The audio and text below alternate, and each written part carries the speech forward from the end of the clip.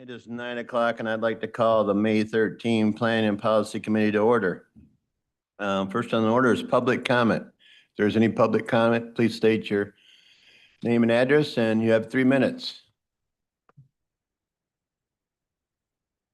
Joseph Parnell McCarter, Georgetown Township, volunteer leader of the Save the Campbell effort.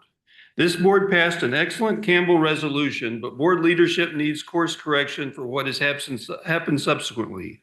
Imagine if the OI commissioners had passed their constitutional county resolution and then in the weeks following did radio interviews trashing the Bill of Rights. Sadly, the equivalent has happened in the case of the county's Campbell resolution.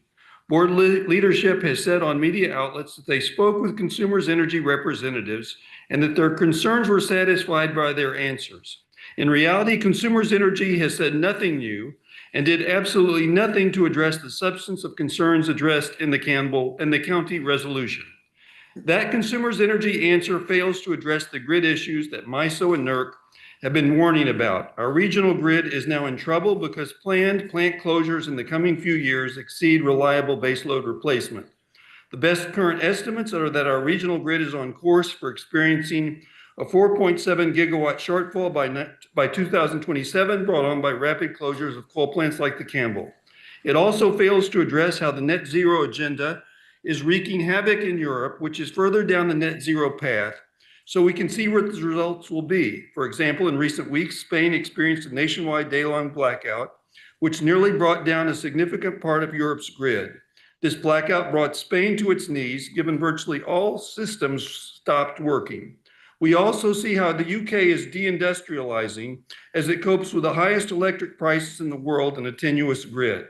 Nor did consumers answer its breach of contract with Wolverine and the over $1 billion in special anti-polluting equipment that's going to be wasted if Campbell is demolished. It is not too late for this county board to course correct, and I am not asking this board to take immediate legal action, but rather invite major Campbell plant stakeholders to a mediation discussion table with the goal of leaving the Campbell intact the coming several years so that it could be inexpensively restarted, especially if grid problems necessitate. Invitees could include representatives from Consumers Energy, the Trump administration, MPSC, the county board, and other township boards. Such mediation discussions would entail minimal cost, but help the county board to ascertain what can be achieved without costly litigation and other action. So long as there is adequate guarantee that the Campbell can be inexpensively restarted, the county board can live with Campbell closure for now. Sadly, the MPSC Consumers Energy duo is sold out to the misguided net zero agenda. And so I would hope that for long-term purposes, this board will be open to work with various interested township boards and data centers to explore the possibility of a purchase of Consumers Energy interest in the Campbell. This county board should not shirk the responsibility over electric utility service, which the Michigan Constitution has invested in it. Thanks for your consideration of these requests. Thank you. Is there any other public comment? Good morning. I'm James Kelly, District Director for MSU Extension for District 5, which is 5 counties to the north of Ottawa County. I just wanted to take a second to make sure that you had heard the news that our District Director who served Ottawa County, Scott Korpak, has now left MSU Extension. He's taken on a role as the Superintendent for Zeeland Public Schools. So I had the pleasure of serving Ottawa County in this capacity as an interim director about 2 years ago. And I just wanted to, again, reintroduce myself, make sure you knew that you have a contact if there's something I can do to help you or Ottawa County in any way. One other thing I was going to mention, but it's disappeared. But again, you know how to reach us through the office downstairs. Yeah, I'm optimistic that it'll be a shorter stint than last time. We have 2 excellent candidates who are moving through our application process as we talk. So again, appreciate your time. Thanks. Thanks for the information. Is there any other public comment?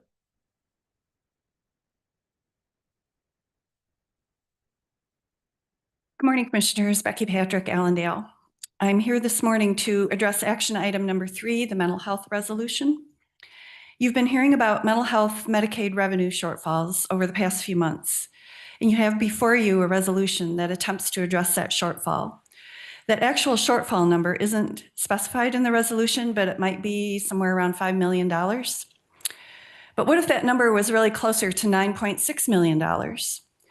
And what if in 2026, we as a county had lost another $9.6 million? And in 2027, we lost another $9.6 million. And in 2028, the last year of your term, we lost yet another $9.6 million. So what if the Ottawa County Community Mental Health Medicaid budget that started at around $60 million in 2025 at the beginning of your term ended up at less than half of that at the end of your term, or even less, since the information that is currently available about how exactly to calculate such a loss of revenue is not available? I think you probably know I'm referring to the fact that Congress is now considering a bill that would do exactly what I just outlined, or worse, in cuts to the Medicaid funding that the county's mental health program relies on. The resolution before you is important, but that issue is overshadowed by far by the massive looming cuts at the federal level. If you want to take action to protect health and the mental health in Ottawa County, that is the place to focus your attention. Because these circumstances threaten the very existence of community mental health services in Ottawa County for those who would otherwise be unable to afford them. Yes, it's a federal decision, but if passed, it will, in very short order, become a local problem, not only for CMH, but it will have effects across Ottawa County that I do not have the time to enumerate right now. So what is your obligation under these circumstances? What are your options? As elected officials with influence and voices, there are many things that you can do. First, I encourage you to become fully informed about the importance of Medicaid funding, especially to rural communities and hospitals and small local communities such as the ones we have here. Second, I urge you to exercise your influence and voices at the federal level together as a board in support of critical health funding for many who truly cannot advocate for themselves on this matter, and to do it soon before it's too late. The margin of votes needed to pass this measure is very small. Can you influence 1 or maybe 2 votes to stop it? That might be all it takes. You could leave no better legacy than that. Thank you for your time. Thank you.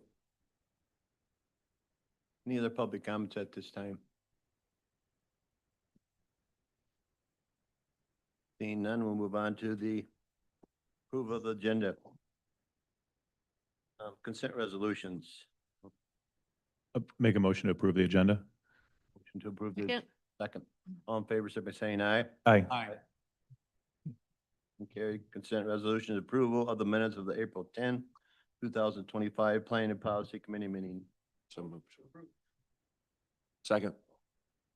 Motion to approve and seconded. All in favor, say by saying aye. Aye. Motion carried. Go on to the action items. The number 1 is the printing and mailing services. The motion is to approve and forward to the board, the commissioners, a 3-year contract for printing and mailing services with the Holland Lithnell Services for a total cost of $94,708.44. So moved. Support. Motion made and supported. Please. Morning. Morning. Try to find it, right, in my packet of materials. So this is a 3-year contract with an option for a 2-year renewal. It includes our newsletter or program guide for printing twice a year. It's an 8-page newsletter, and then there are 11,000 printed. It also includes an annual report printed once a year, and then we're adding welcome packets. So for new residents, those will be printed twice a year at 5,000 a piece and then mailed out. So printing and postage is included in those numbers. Those are estimates, so there's a range. So yeah, happy to answer any questions. Any questions for Jason? Allison? Morning, Jason. Good morning, Allison. Simply just curiosity, what will be included in the welcome report?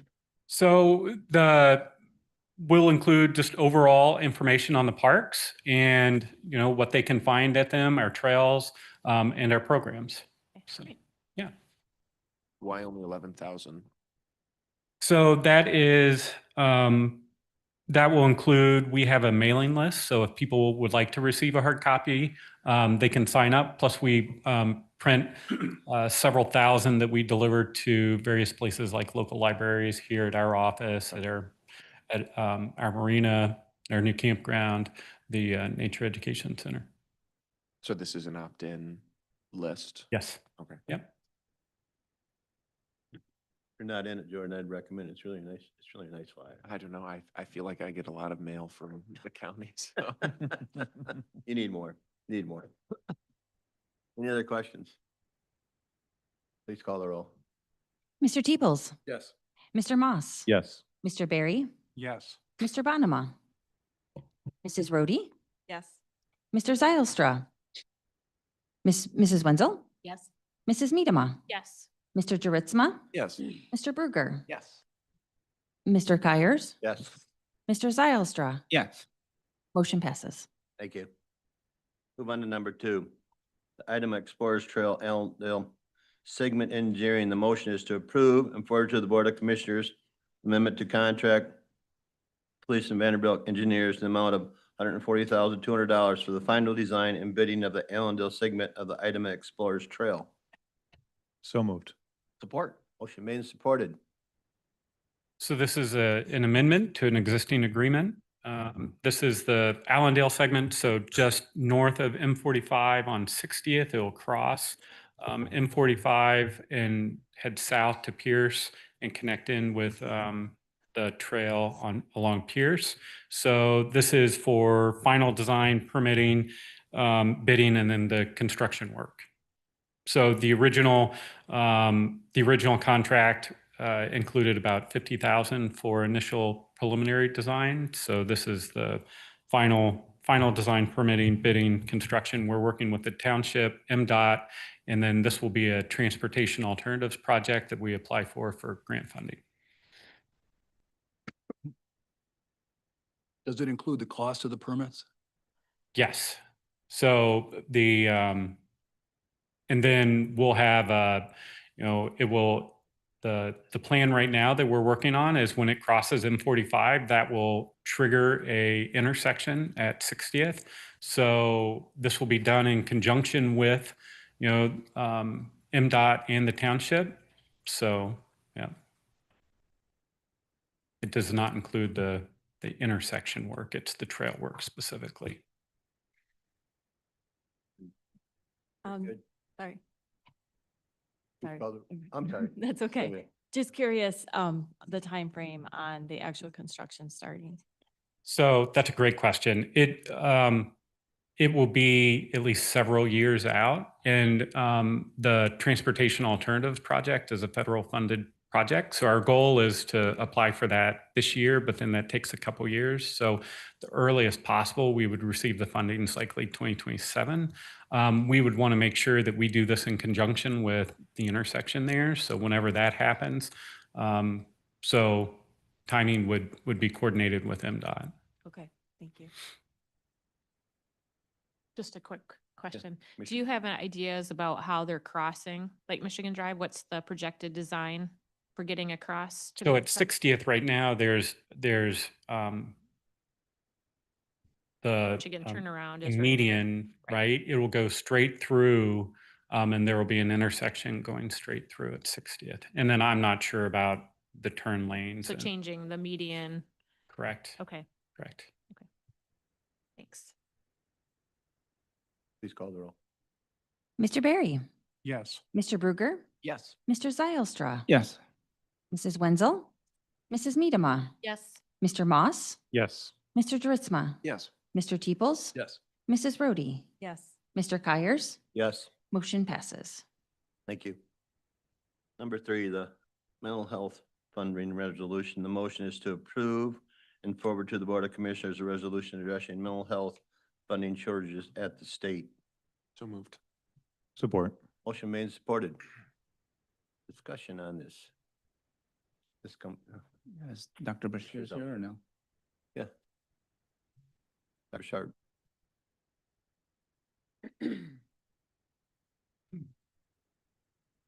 Good morning. Morning. Like we heard in public comment today, there's a big issue at the federal level brewing. Just want to let the county commissioners know and the public, I'm on that full-time, twice a week, talking to folks in Washington and keeping our eye on the ball of this.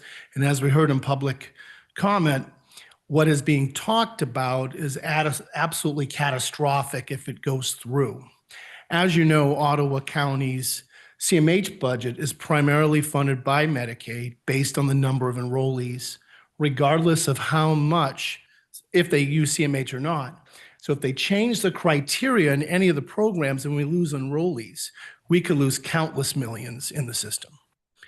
The resolution in front of you is taking the approach of let's get it right in the state first. Keep your promise. The legislature had appropriated $4.3 billion, but the department, Michigan Department of Health and Human Services, is only willing to pull out 4.1, leaving over a $232 million deficit in the system. This resolution being asked by every county commission and supported by the Michigan Association of Counties is to instruct the Michigan Department of Health and Human Services through pressure to release the mental health funds that we need in the system.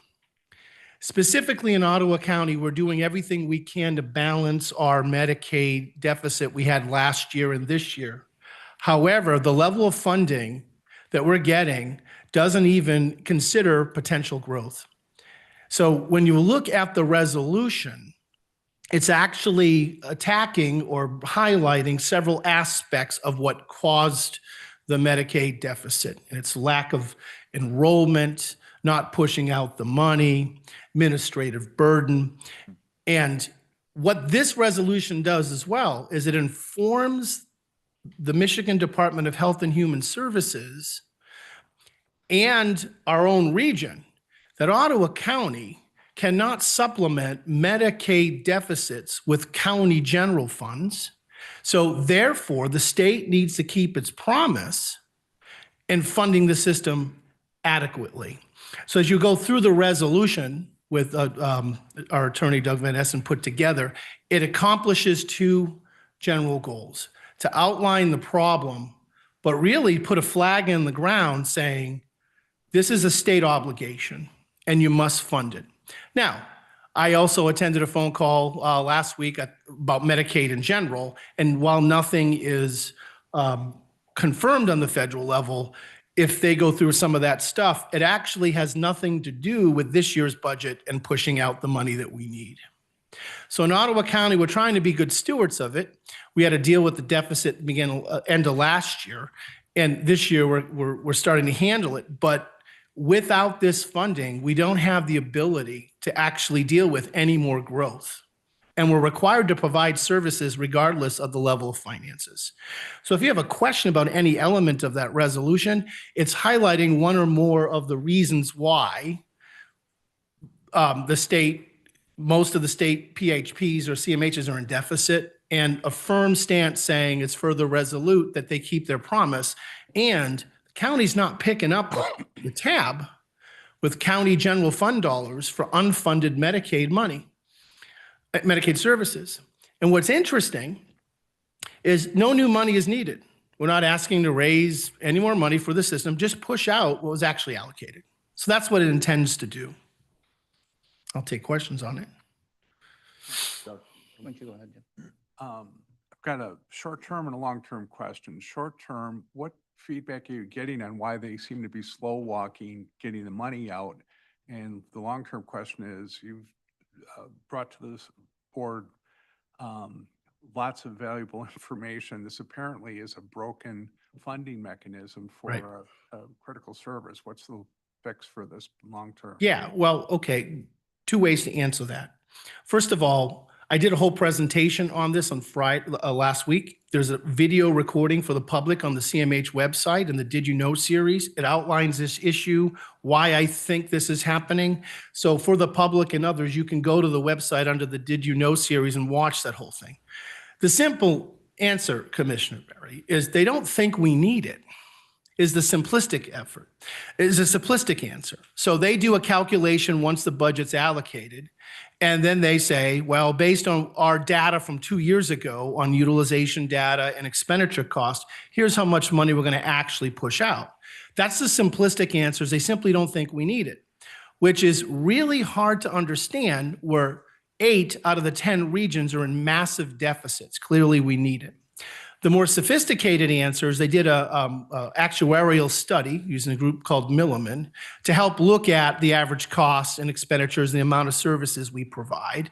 But they haven't released to us, Commissioner Barry, the variables on how they came up with their determination.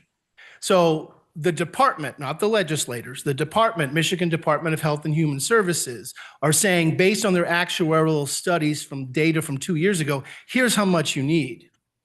Now, I will tell you, it doesn't even figure in growth. No new clients are going to show up. So the long-term fix is to get those actuarially sound studies with the right variables based on community need and actual cost. And we've been providing that since I've been here. I've been providing that to the state of what things how much it actually costs and the amount of services we think we're going to increase. And we're telling our region, which manages the Medicaid and the state, what our needs are. It's my estimation that with the current growth pattern in Ottawa County, we'll need at least $6 or $7 million pretty quickly just to get us in a stable position. There's over $200 million in the system. They just have to push out. Thank you for that. Yeah, thanks, Dr. Bashir. Appreciate it. I do have actually a textual question on the third whereas when it talks about Medicaid CMH being funded by a 50-50 match. I understand it's more like 65-35. Yeah. You can address that.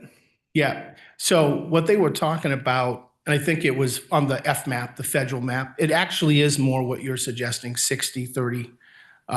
We put in 30, they put in 70. It's almost like that. I think it was the concept of FMAP in the resolution and not the exact percentages that was put in the resolution, saying it's for every dollar you pull up to the federal government, you pull one down. So it was, when the resolution was written, they were just putting the concept of the match, but not the actual percentages. Okay, so this is not correct then? Correct. Okay. And second, I think Ms. Patrick and yourself have talked about some of the challenges at the federal level. And I see what the resolution is doing, but I also see it as very incomplete. Mm-hmm. Is there a way, and we've kind of done this with Campbell, right? Bringing in some of our representatives from the federal level and have them answer some questions about proposed legislation so that we can have more of a holistic view of what's going on with Medicaid. I mean, I'm not comfortable passing just a resolution that deals with one part of the pie when, it's potentially, the federal change may be much greater than anything that's happening at the state level, right? Yep. Is that something that we could do within a short period of time? Because, yes, we have had, I think Sunday night, we had some proposals come out, talked about freezing provider tax, talked about, unemployed residents being unenrolled from Medicaid, right? And that would affect per capita. There's is there a way definitely we things we could can do. get more information on that? Because I think Sure. there's, you read the news reports, but you don't have a good idea exactly what they're proposing and how that would affect Ottawa County, right? Right. I'd recommend this particular resolution helps us with one particular issue that I think is vital, where the counties are all coming together and say, Michigan, the state of Michigan department, push out the money. We actually can work in partnership pretty quick with the department at the state level to address federal issues. And I'd like to partner with the actual Michigan Department of Health and Human Services that said they would, and forming another said resolution that deals with the federal part of this. Okay. This particular resolution is actually helpful to put pressure on the department to push out the money that is owed to the citizens of Michigan. So it would be kind of disingenuous to say, let's say something to the feds when our own state isn't actually meeting the obligation that they're obligated to do already. So I would recommend breaking in two phases pretty quickly, though. Time is of the essence. This for one issue, and then quickly, within a couple of weeks, have something else come with a whole bunch of partners. Okay. That's what I would I see recommend. what you're saying. I guess I'm not comfortable breaking it out. I'd rather see a package. And Sure. I guess I'd just like to make a motion to table this resolution until we get the discussion on the federal piece so that we can have, like I said, a holistic approach to the Medicaid deficit, right? Both existing and potential, right? Correct. I would, if that's the so desire of the commission, that is fine. But I will tell you, time is pretty sensitive. And getting the state to release that money, they need to do it in a matter of weeks. Right. I think, but also on the federal level, time is even of more essence just because we could see a vote at any point, right? And once that vote happens, there's no going back. Right. Whereas I think we can continue to talk to the state, but once, the federal government takes action on Medicaid that might adversely affect us, we're not going back on that. So you see what I'm saying? No, I totally see what you're saying, and I serve at the pleasure of the CMH board in the county, so whatever you want to do. Okay. My recommendation, however, is to pass it and aggressively deal with it because it's very important that the Michigan Department of Health and Human Services keeps its commitment before it tells somebody else to keep theirs. And so I want to kind of, now I could see it, you might say, well, do it at the same time, but this is really going to be something that all of the counties are saying, dear department, push out the money and let's deal with the federal issue when it comes. It will take, but I'm willing to do whatever the county commissioners want. Okay. I guess I just have a motion to table and. Is there support for the motion? The support motion fails. Commissioner Rhodey. Yes. So I am just wondering, so I fully support this resolution.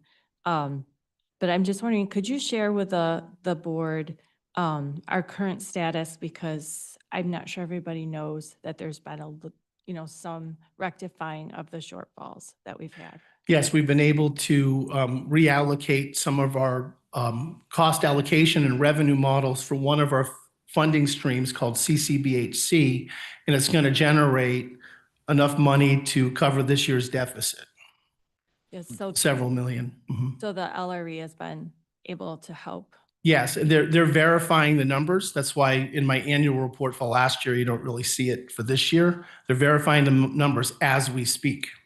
But we've done a great job in dealing with some of our issues in terms of increased capacity or unexpected expenditures. But really, one of the revenue sources we've been able to increase based on new calculations agreed upon the state. It is one of those programs you've heard in the news, though, that could be cut at the federal level, but that's the grant, and that's the Certified Community Behavioral Health Clinic grant that's been talked about, not the demonstration project that we're in. They couldn't be able to cut it. It's something that they've committed to, and they can't necessarily cut for at least 3 to 4 years. And then also going forward next year, it looks like they're allocating us more than was anticipated. Yep. So still we have system problems that we have to take care of because we Right. can't always count on the LRE having. That's right.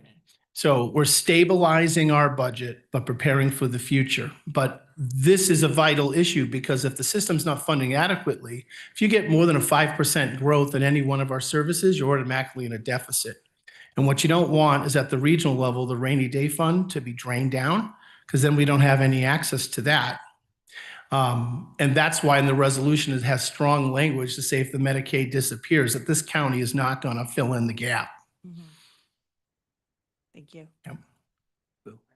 More comments or questions? I got one. Commissioner Zylstra's had 2 points with his conversation. The third, whereas with those percentages at 50-50, for your purpose, should we be adjusting those before this gets to the full board? Or, I mean, I'm fine voting in favor of this, but if you were to come to us with a recommendation to change those to 65-35 or whatever it is at the next board meeting, I'd be fine with that. I just want to get your input on Yeah, that. I think it's okay as is. And then we'll see what the actual FMAP, it can kind of change it. So before we adjust it in the future. Okay, thank you. One quick. Okay. Commissioner Moss, go ahead. Sure. So I guess I just echo one thing that Commissioner Zalster did say, in that he was asking for information on what's happening at the federal level. That's not just headlines, news headlines. So I just wanted to mention I would appreciate that as we move forward. I'll be holding community meetings weekly as I get them and sending it out to everybody. Commissioner Teeples.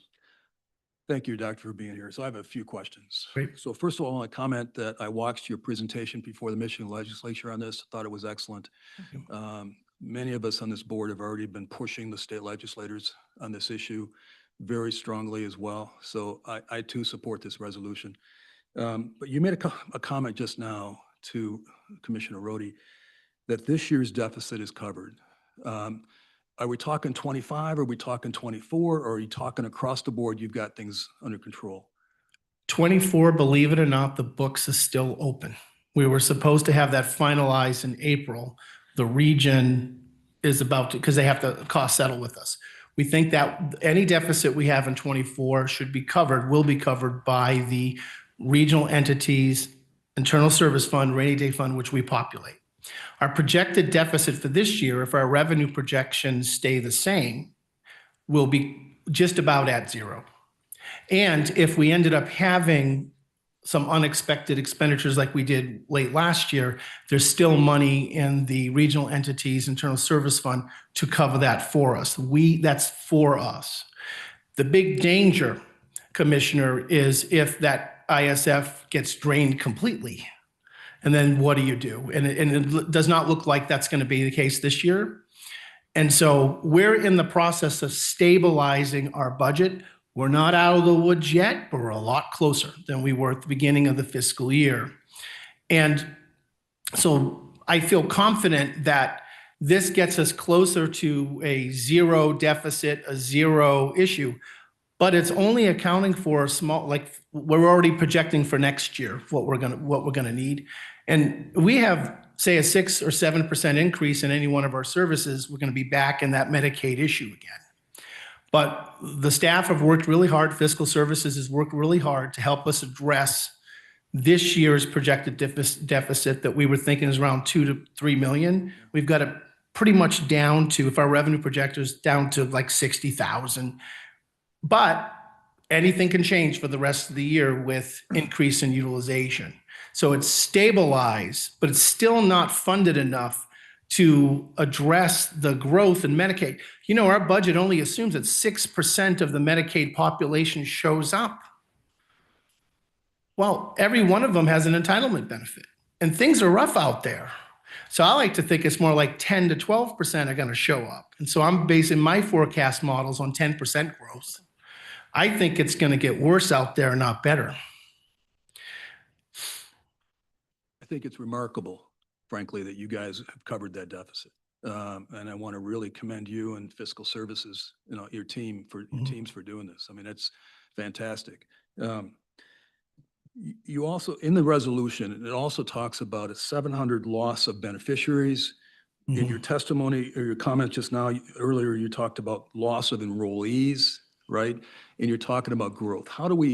What is those 700,000 loss of beneficiaries, loss of enrollees? What does that mean in reality? That means a fundamental decrease in the monthly payments each CMH gets for its services. We're in a capitated system. We get based on Medicaid enrollees. So as the enrollees go down in the state of Michigan, the available funding goes down, even though the need for us doesn't change. Because remember, we're only dealing with a small percentage of the Medicaid population. Our folks show up, right? So as there's a decrease in overall Medicaid, the system loses money in terms of how they pay the CMHs. The fix of it is, what's going to end up happening is like 10 years from now, someone's going to say, hey, you know what you need? Local, community-based county CMHs that state general fund pays the bulk of. That we're going to wake up to that realization because, believe it or not, the mental health code doesn't even care that Medicaid exists. All the obligations are the same. But we're dependent on Medicaid foreign oil, as I call it. And so there's a huge increase with the impact to the number of enrollees shrinking for any reason, Commissioner, because then what's calculated to come to the CMHs is less. So, okay. Enrollees or beneficiaries, however the term's used, are talking about people.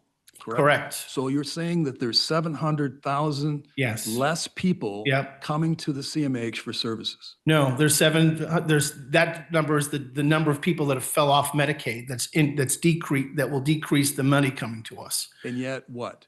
That we still have to service them? And so we have to calculate them into the equation? Is that what you're saying here? No, well, we still have to serve anybody, Medicaid or not, that meets our criteria. But a Medicaid beneficiary, we definitely have to serve. Now, if they lose their Medicaid, they end up having no insurance. And you know what happens then? I got to serve them with local dollars, in general fund dollars, which we get a whopping $4 million from the state to deal with all crisis services. You'll hear this in the annual report. So I'm giving you some of it now, decrease the time later. But, you look at crisis services, inpatient hospitalization, people being assessed for suicidality and those things. If you don't have insurance and not a Medicaid, we pay for that out of state general fund mental health dollars. So it shifts, Commissioner, the responsibility from the big source, Medicaid, to general fund.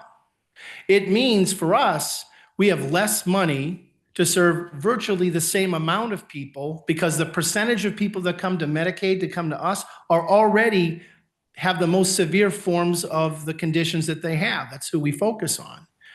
So the system's broken, and depending on Medicaid enrollees as a way to fund your CMHs, because we're always going to have the 6 to 10% of folks on Medicaid that have the highest need. They're not getting dropped off, but our money is.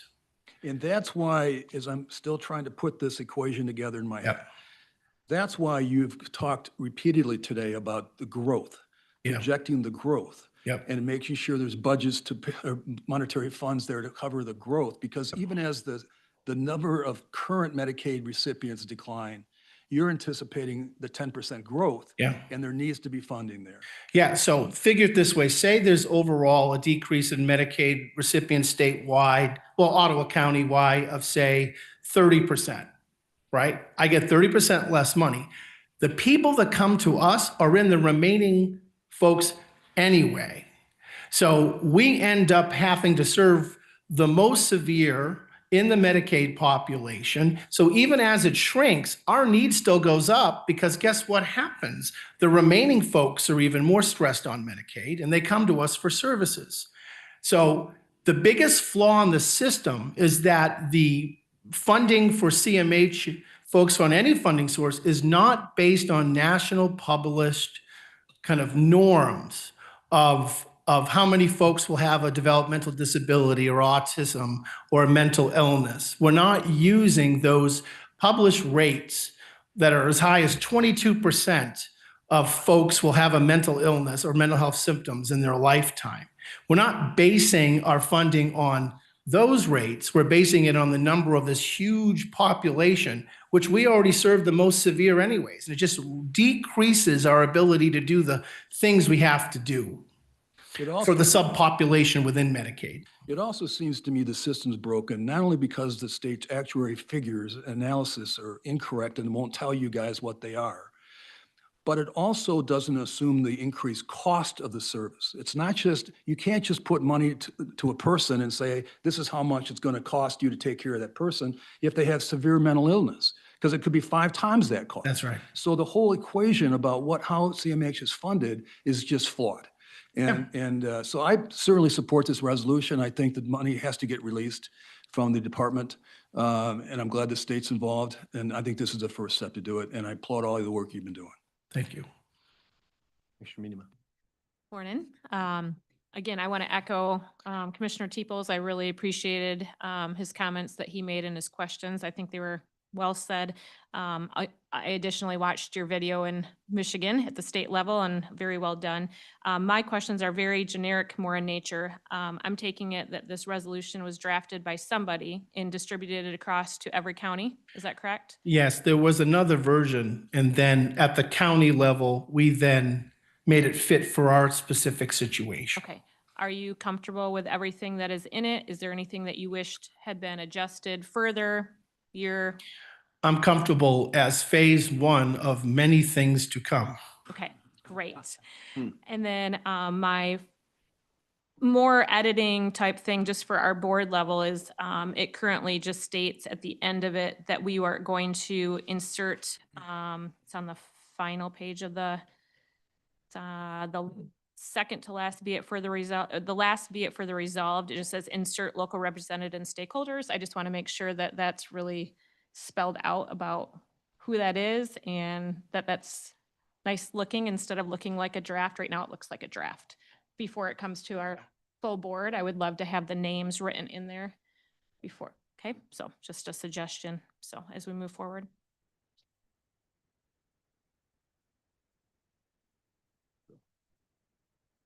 Commissioner Wenzel. I just wanted to highly recommend anybody.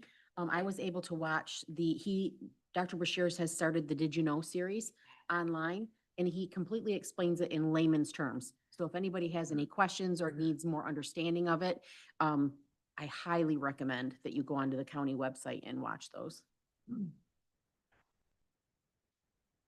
Their comments. Seeing none. All in favor, say by saying aye. Aye. Aye. The same? No. Motion carried. Move on to action number 4. Commissioner Barry, would you please take action number 4? To approve and forward to the Board of Commissioners a resolution supporting continued funding for the Great Lakes Restoration Initiative. Are you, your motion? I'll second it. I guess Jim made it. Motion made, second. There we go. Great Lakes. Jason. Hi there. So this is a bipartisan program that has been supported by Congresswoman Skolton and Bill Huizenga both. So they were working on this right now in Washington, and the Parks Commission asked that we present this to the Parks Commission. They approved it last month. And ask that I bring it forward to the Board of Commissioners for consideration. This really works to support our local work, protecting, right, our Great Lakes, invasive species. So some of the projects that we've worked on, protecting the hemlock woolly adelgid, or the hemlock from the invasive hemlock woolly adelgid. The Macatawa Area Coordinating Council in 2000 utilized some of this funding to help with Lake Michigan cleanup from the high water. Also, when we acquired Paw Paw Park and did restoration there. And then Riverside Park, Stearns Creek Park, and Ottawa Sands are all different parks that and projects that we've utilized this funding for. So I remember doing this a few times before, so yes, it's a good. Yep. So, okay. Any comments or questions about this? Mr. Moss. Yeah, I have a few comments. Do we know if there's any funding guaranteed for Ottawa County? No. From this? No. No. Anything for Michigan? I don't know if it has priority projects and project areas. Obviously, Michigan being on the Great Lakes will, yeah. Probably a significant amount. Yes. Yes. And it's recommending 500 million a year. I think they have a new plan from going forward. Yeah. So it's I think it's 7 years, I believe. Correct. So I guess a couple comments I have is I'm not against the Great Lakes Restoration Initiative in general. And I'm really glad that they have continued to invest, tax dollars in protecting the Great Lakes areas and the larger region, because it extends well outside of Michigan to our neighboring states. I did go and read the law that they're looking to reauthorize. And I'm personally not comfortable with our board, or speaking for myself, recommending an additional increase in spending for the GLRI. So in 2019, I think it was like 300 million a year. It's risen to 500 million. So what this resolution is doing is asking our board to recommend kind of a blanket $3.5 billion in spending over 7 years. I'm not aware of any detail in the spending. I have not been able to find any specific projects it's going to be spent on. Really, it's Congress hoping to get this passed, or at least certain people in Congress looking to get this passed, and then figure out how to spend the $500 million a year. So the $500 million goes to county governments, it goes to lake projects, basically everything. It goes to universities, nonprofit organizations, and they handle everything from algae blooms to climate change. So I personally think that this, the EPA, this is under the EPA, and the EPA's budget has increased and been increasing significantly. So I don't support an additional $3.5 billion in spending that the federal government actually doesn't have. If you look back at the reauthorization of 2020, I believe 100% of Democrats supported this, and then a portion of Republicans did, and a portion of Republicans did not. So for me, I'm going to vote with Republicans like Thomas Massey and Andy Biggs, and I don't support this particular language. And those are my comments. Jordan. Yeah, I think this is a great program. President Trump supported this throughout his first term, and I know he's made Great Lakes conservation a big plank this term yet. I mean, there was just news this past week about him supporting the Brandon Road Lock and Dam to prevent the takeover of Asian carp. So really happy to see him focus on this, and I'm optimistic that he'll continue that support. So I'll be voting yes. I think some things that I'm taking into consideration is understanding when something comes before us, having an action item of specifically what money is going towards. I would like to have more time understanding before voting in favor of a resolution such as this, seeing more the fundamentals. I appreciated President Trump, like when he came in and talked about the Asian carp, and like we knew a specific reason why money was being spent in helping Michigan. This one I'd want to dig in further to better understand before supporting it. That's just where I'm currently at. Any other comments? Commissioner Rhodey? Yeah, so I'm in a similar spot on this. So when you look at the increase from 2019, we're looking at really a $1.4 billion increase over 7 years.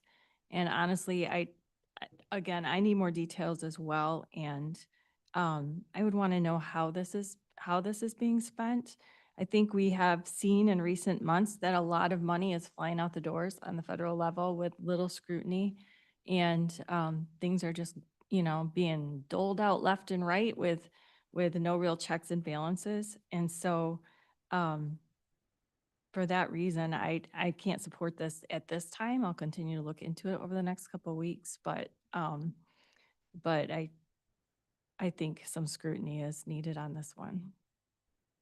Any comments? Commissioner Wenzel?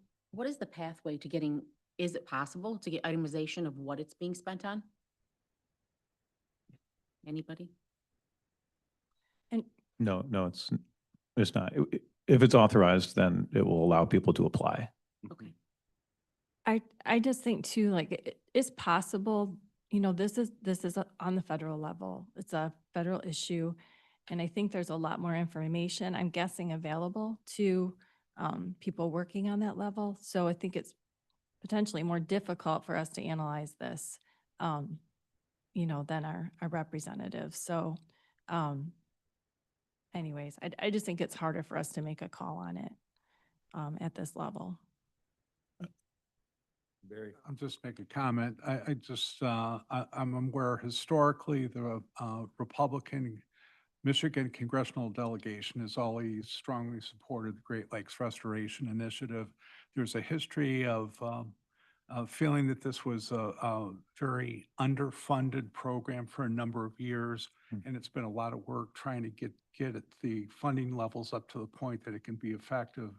The Asian carp situation would be a critical issue to be addressed, not only for Ottawa County, but everyone in the Great Lakes water basin.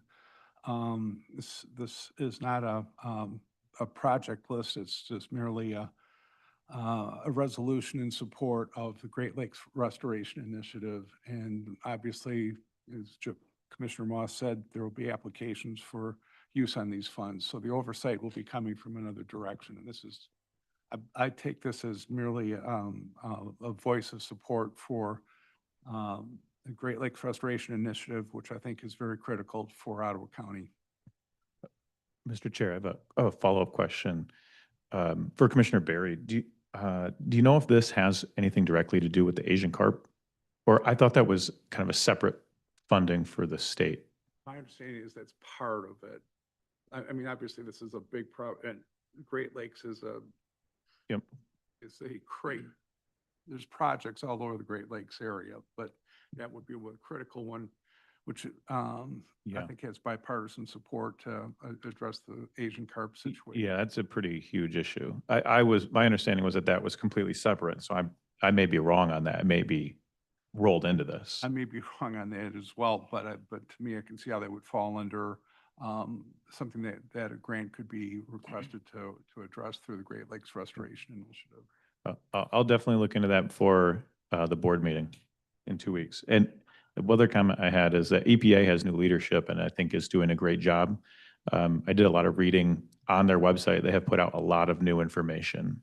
And it does look like they are making some significant changes to their funding allocations, and specifically some pretty big decreases in areas that don't need to be funded. So I'll take some more time to get some more information. I'm still currently I'm principal, but I'll look at it for the board meeting. Vote a yes, Joe, and move it to the full board. Yeah, we could do that. We can do that. Yeah. Yeah. I just did a quick Google search on it. Asian Carp Great Lakes Restoration Initiative.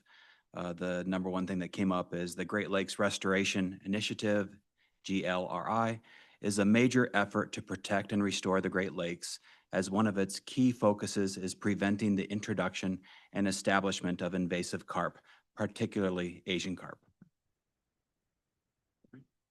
Likewise, I appreciate the concerns, but if you go to, their website, glri.us, 91 projects dealing specific with Asian carp. They do have every single project funded through 2024. So, and looking at the map, it's a whole lot of them centered right on Michigan. So, could you explain where that was? I pulled it up. you go to glri.us and click on projects, you will see Got it. complete project list. Obviously, there's no future projects there because that's the Right. future, but it does list past projects and ongoing projects. Thank you. Josh, you have a comment? No, I was thinking we should Oh, vote. I'm sorry. Yeah, let's do a roll. Yeah, I'm ready. Well, let's do a roll call. Please, Rachel. Mr. Bonema, Yes. Mr. Juritzma, Yes. Mr. Bruger, Yes. Mrs. Medema, Yes. Mrs. Wenzel, Mr. Barry, Yes. Mrs. Rhodey, Yes. Mr. Moss, Yes. Mr. Zylstra, Yes. Mr. Teeples, Yes. Mr. Kyers. Yes. Motion passes. Thank you. Move on to Health and Human Services update. Department of Health and Human Services, Kendra Spanger, Department of Ottawa, MDHHS. Kendra, welcome. Hello, good morning. Feels like it's been a while, which is good and bad, right? All right, so I do have some swag and some things and some bags. Someone All can right. snag these from me. Couple reasons. One, May is Foster Care Awareness Month. And so have some bags with information in them, a couple of different things, just some swag and things that you can use to promote having more foster homes in our county. So first, to provide some data. So currently, as of last Wednesday, we had 76 youth in foster care. We had 63 licensed foster homes, which unfortunately is not meeting our need as we continue to explore and looking for teenage foster homes, specifically for males. And in your bag actually is what's called prayer cards. One of our foster home licensing staff, who actually was at the event in November for Adoption Day, Rachel Follett, is one of our recruitment retention specialists, and she created prayer cards. There are 3 young men. Their picture is in your bag. We are actively recruiting for long-term homes for these young men. They have approved to have their photo out in the community for us to not only be thinking of them, but trying to find a long-term placement for them. So please feel free to pass those along. All 3 youth are also listed on the mayor website, www.mare.org. On the website, it doesn't designate where kids are from. However, these 3 youth are specifically from Ottawa County. So please, if you would not, we would love for you to share that information with others so we can find them forever families. Some other things related to Foster Care Appreciation Month, obviously doing a lot for our homes and just continuing to search for new.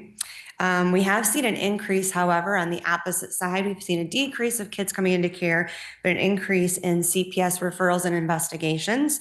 In May, our number has gone up significantly already, which is not abnormal for us. Annually, May is a large month for investigations. Few different reasons people feel that way. Obviously, it's towards the end of the school year, and school personnel may be having some concerns on what may be happening over the summer. So we do see a little bit of an increase then. Currently, we're staffed at 1 CPS worker per 17,700 individuals in Ottawa County. Very low. Most of the other regions have a lower number of individuals. So we have it's not beneficial for us. We are the 12th largest county in the state of Michigan for CPS investigations. But the one thing that we're most proud of, or I'm most proud of from my staff, is that we're the 27th largest for kids in care. So we have a lot of investigations, but not bringing as many kids into foster care by using community supports and prevention. It was also CPS Prevention Month in April. I haven't been here since then. We did have a great event, and I know some individuals attended that, so thank you. We'll continue to do that annually. In conversation, obviously, you guys have already talked about Medicaid, so I thought I would share some additional information that I have related to Medicaid and impacts. Yesterday, a press release was issued from the Department of Health and Human Services related to Medicaid potential funding from federal government. And I thought I would make sure that you were aware of a YouTube that was issued last week as well called Medicaid Funding Briefing.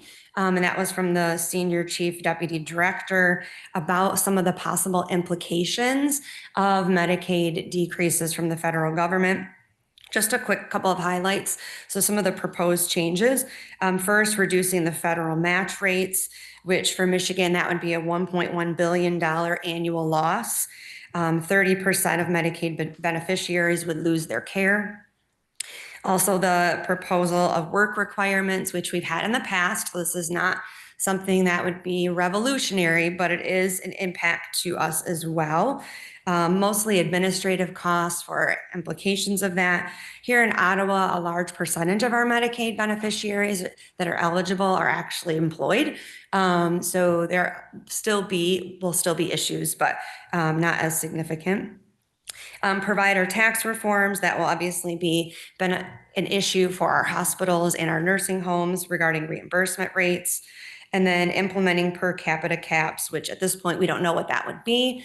That has not been provided to us on what the cap would be.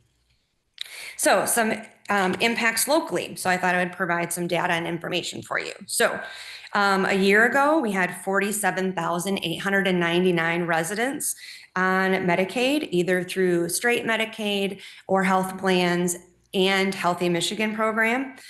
As of March of this year, we had 43,655 individuals that were receiving Medicaid. So that was a decrease of 4,244 over the last year. Those that are receiving Medicaid, 11,873 are on what's called family Medicaid. Our highest age of kids in Medicaid is actually children under the age of 1, with a little over 11,000 infants on Medicaid. We have 11,233 pregnant women and children. 2,590 are on My Child, which they could pay a portion in for. And then 1,718 are not on a family, but children under age 21. So for the majority of those, that would be like kids going to college, which obviously, as you know, we have 2 universities here, or a university and a college in our county. So only 221 individuals are actually receiving cash assistance. So a very small number of those on Medicaid are receiving a FIP benefit. Biggest impacts that we believe we'll be seeing locally, obviously we have 3 hospital systems here in Ottawa County. Definitely some impacts if Medicaid changes do occur with the amount of money coming into the county. Obviously, as already discussed, impacts to CMH funding, nursing homes and home help in order to keep elderly in their homes. And then, of course, on the opposite side, those that aren't even receiving Medicaid, but jobs, impacts in the medical sector, and impacts in costs for those that are not receiving Medicaid. On the flip side, Medicaid numbers have gone down, but our food assistance program and child daycare numbers have continued to rise here in Ottawa County. So for food assistance from last year, we saw an increase of an additional 284 individuals, and for daycare, an additional 123 individuals. Biggest impacts for us locally as well related to our assistance payment side, we will be rolling out what's called universal caseload. This is being rolled out statewide. We're one of the last waves being rolled out. What that means is that individuals will no longer have a caseworker assigned to them. They will be put into a cloud perspective, and cases will be addressed as tasks are sent down to staff. The rollout for Ottawa is August 28th, so I'll be able to give you guys some updates when I'm back in August. The only other thing that I wanted to report out on, we're doing a lot of work on Project Home in the Holland Zealand area related to housing and homelessness, housing instability, affordability. And there has been some work done in Kent County with the county and the state together to partner for a position for eviction diversion. So if that is something that the county is interested in, I am definitely open to having that conversation about how we can partner to minimize those that are being evicted if there's programs that they may be eligible through our department. And then lastly, in your bag was also the annual income limit chart. As of April 1st, the federal poverty limits changed. And so you do have a copy of that as well, so you can see what that would be for those that are receiving Medicaid. I think that's all I have. Questions?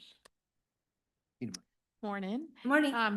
Can you elaborate just a little bit more on, you talked about the new thing starting in August, having a caseworker assigned versus the cloud aspect. Can you chat just a little bit more? Do you have any other details?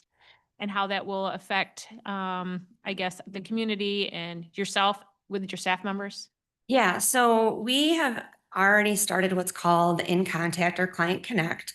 So that has been going up and running already. We have a call center that individuals can call from 9 to 3 in order to talk directly with a staff for questions.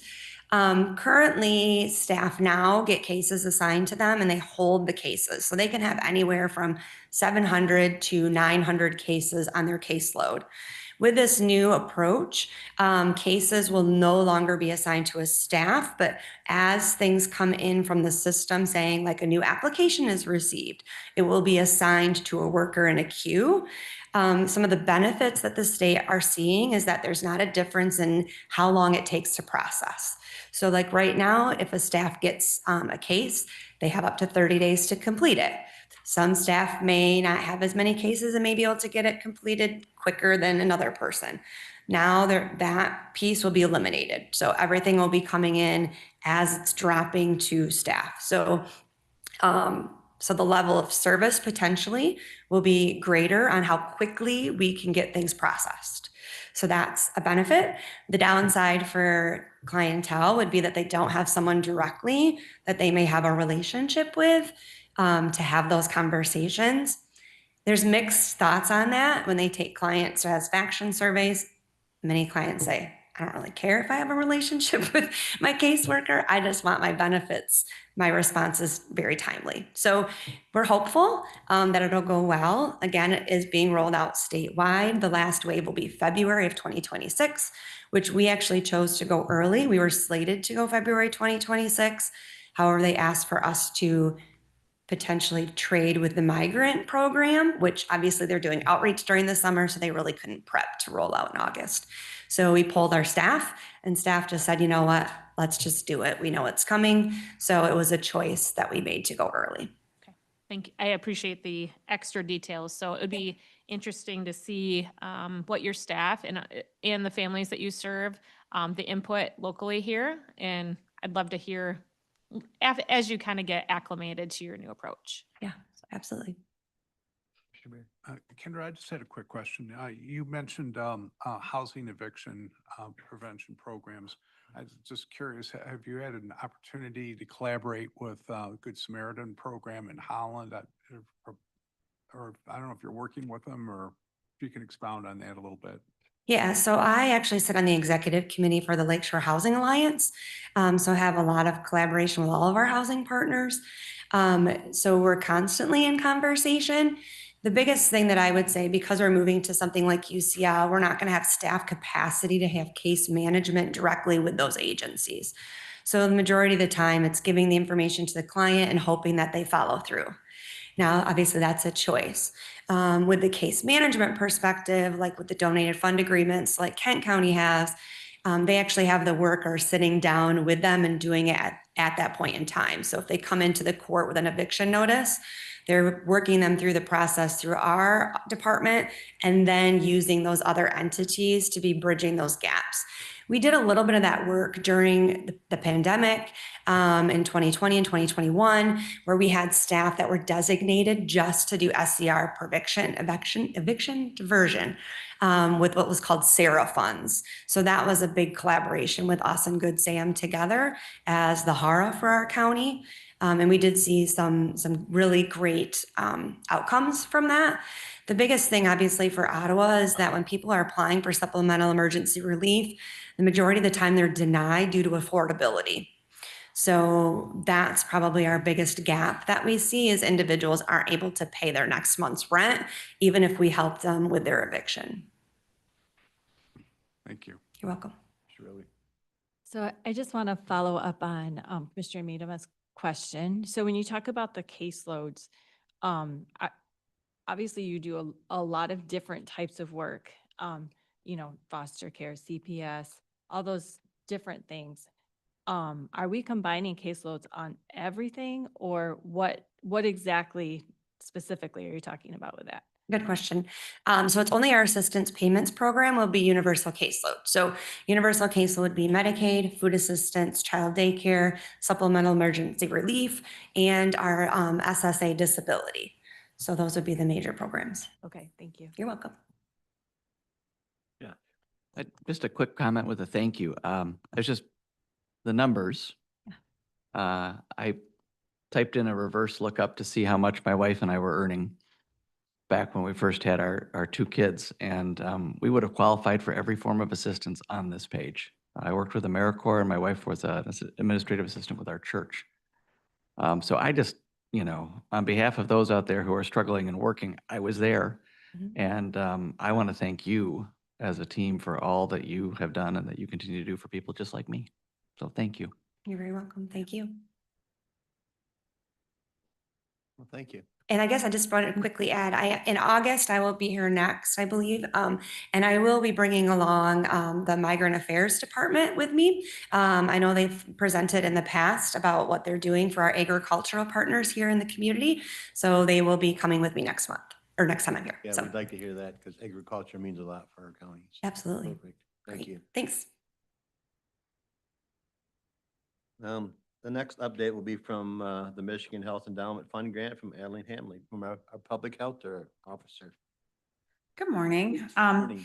I am going to turn it over. I've got Kim Moore, our public health IT guru, and Spencer Ballard, our environmental health director, to give you more information.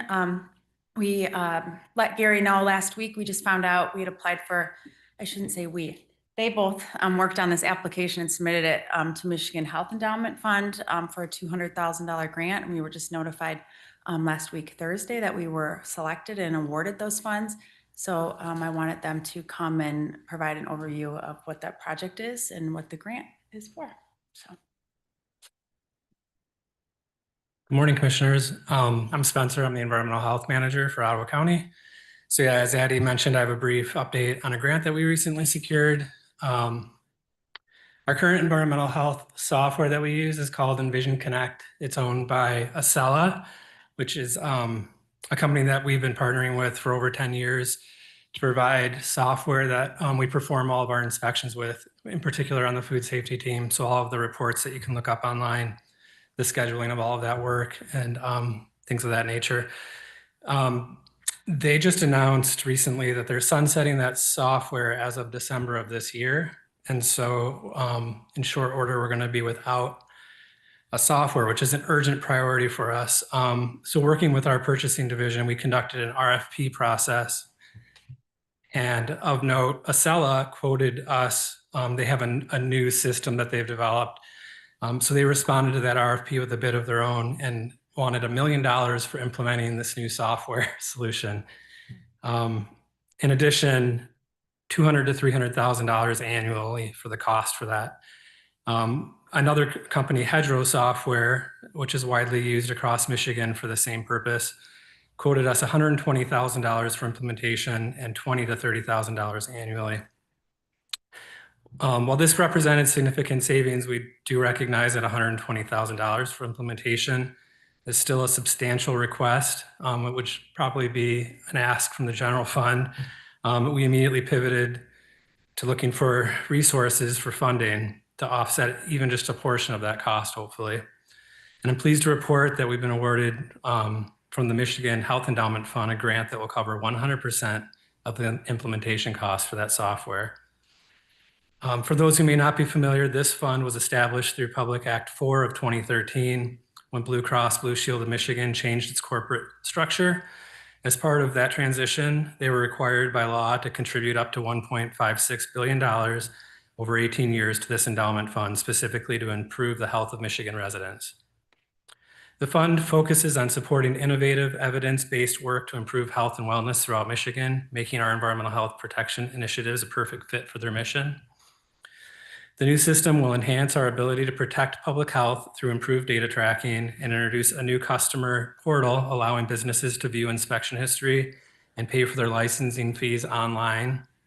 This is an improvement on our services and will reduce administrative workload. Additionally, the Hedgerow system moves all of our data from local servers to the cloud, which will increase security and reduce the burden of our local IT staff.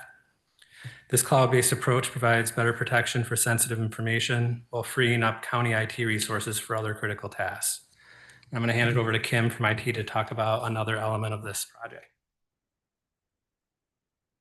So as Spencer and Addie mentioned, I'm Kim. I'm the IT application specialist for public health.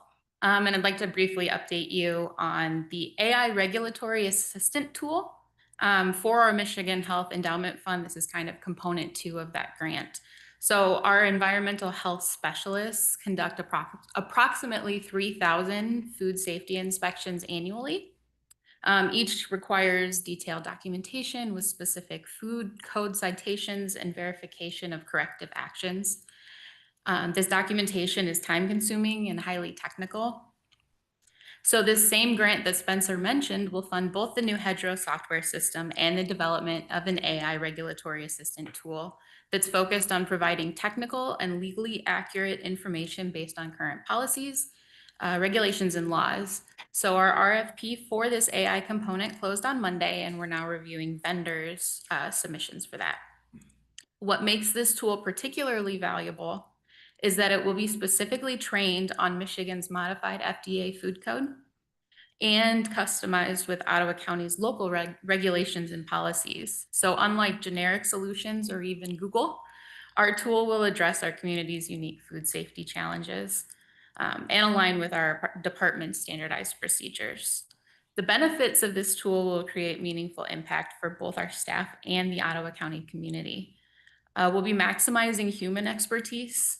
So this software will handle routine documentation tasks that technology excels at, freeing up our environmental health specialists to focus on what humans can only do really well. And that's build relationships with business owners, provide education, using their professional judgment in complex situations.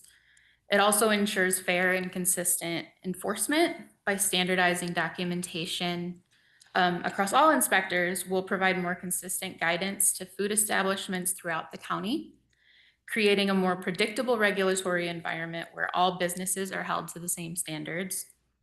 And finally, it's responsible stewardship as well. So this solution represents excellent taxpayer value, as implementation, as Spencer mentioned, is 100% covered by grant funding with minimal ongoing maintenance costs. So our next steps include selecting a qualified vendor, creating a contract, and bringing that all forward to the Board of Commissioners here at a future meeting for approval and signatures.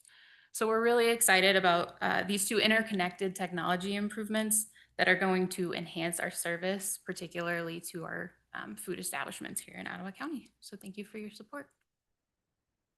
Good. Questions, comments? I can ask one. Yeah. Sure. So then maybe this is more for Addie, but there was, you found an expense and you found a solution for that expense without even coming to us. Thank you. That's all I've got. That's awesome. We always appreciate when you find funds and grants. That's what we do in Ottawa County. So thank you. Thank you very much. Thank you. Next, we move on to committee reports. Veteran Services Annual Report. This is presented by Jason Chegel from Veteran Services Director.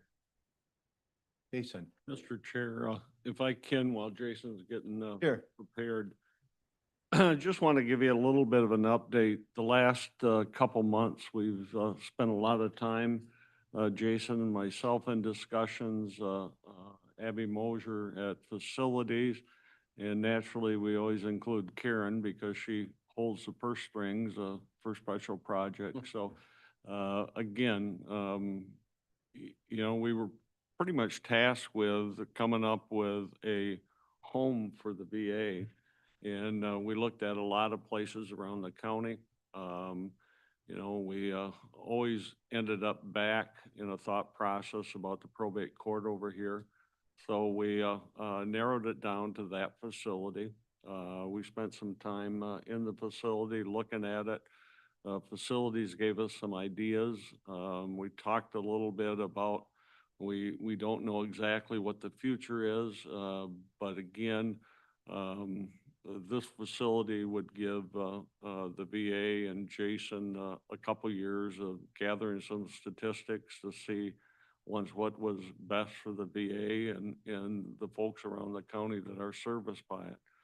So we landed, like I said, over next door, and I gotta say, we think that that's gonna create a great space for the veterans. Jason's got some good ideas about what he'd like to do over there, and we'd like to bring it all together around July 1st with kind of a groundbreaking over there, and include the board and the VA in part of that process to actually tour the building and see what it has to offer. So again, I think it's just indicative of how you get the right people at the right table and you can come up with a great solution. So I thank Jason and, you know, his ideas, and I think it's going to come together decent for him. Thanks, Gary.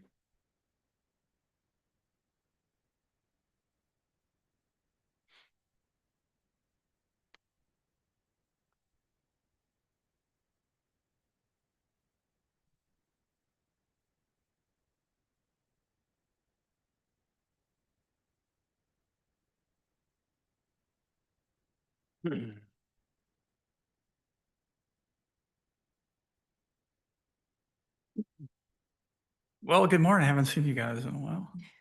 I'll be back again next month. So I'm going to do my best to actually get you guys back on time. So I appreciate it, right?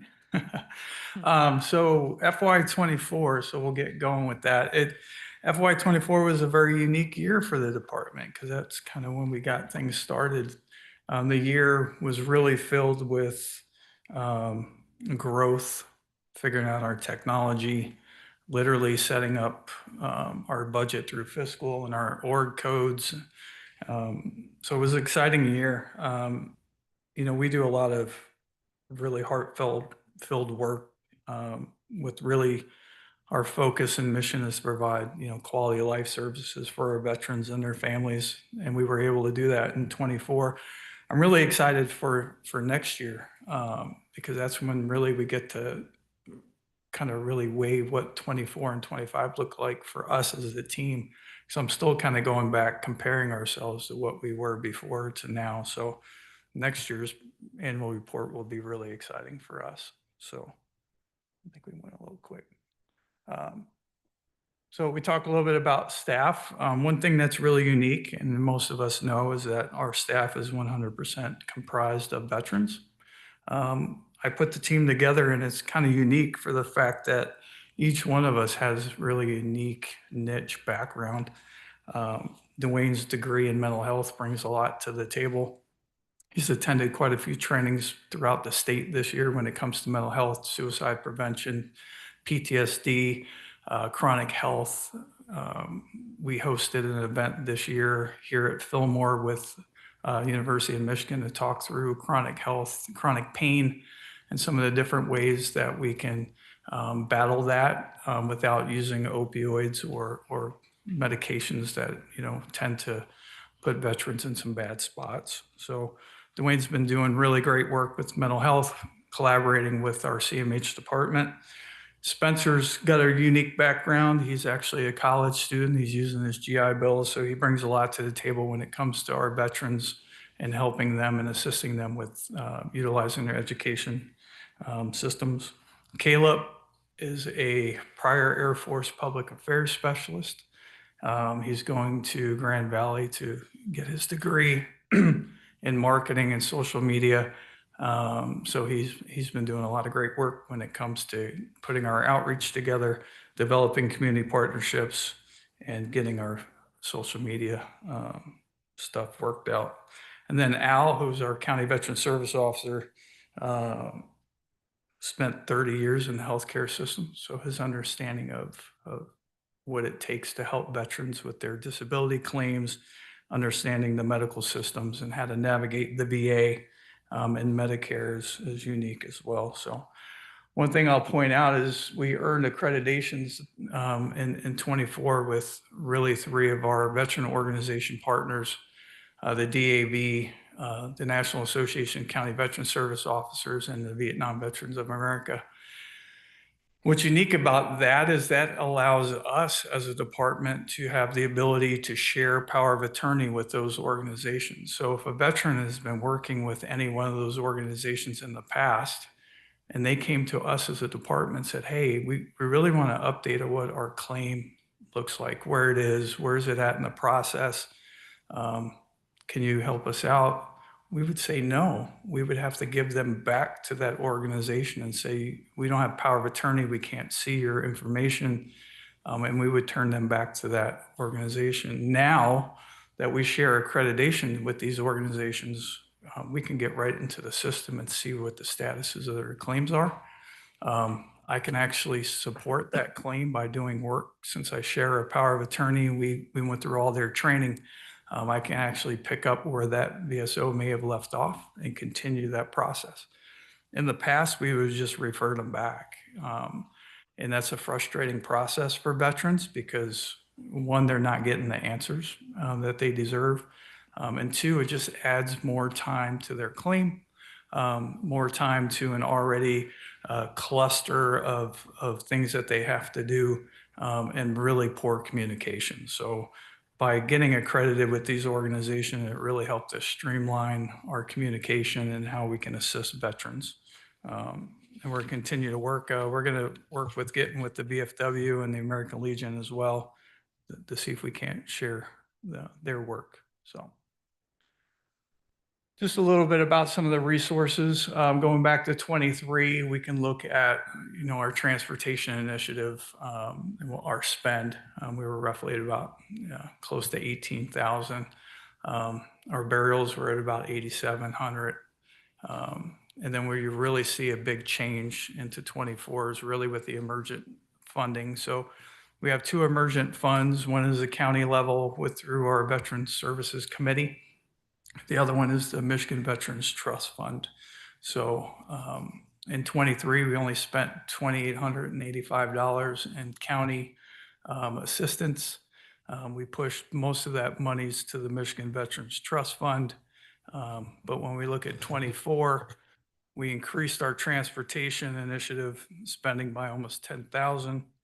If you look at the burials went down quite a bit. But we just held a recent training opportunity with all of our funeral directors throughout the county to educate them on what the county benefits are and how to apply. We also discussed federal VA cemetery administration. I was concerned that really with the decrease in the burial assistance was really through education and in our community not knowing, one, that the resource was available, and two, that they didn't know how to apply for it. So with that training, you'll see next month, I'll brief that a little bit more, but we're at roughly 19 burial assistants already this year. So our outreach and education has helped. Well, you see the biggest change in 24 from 23 is really in our emergence funding. So we went from the 2,800 to 21,000.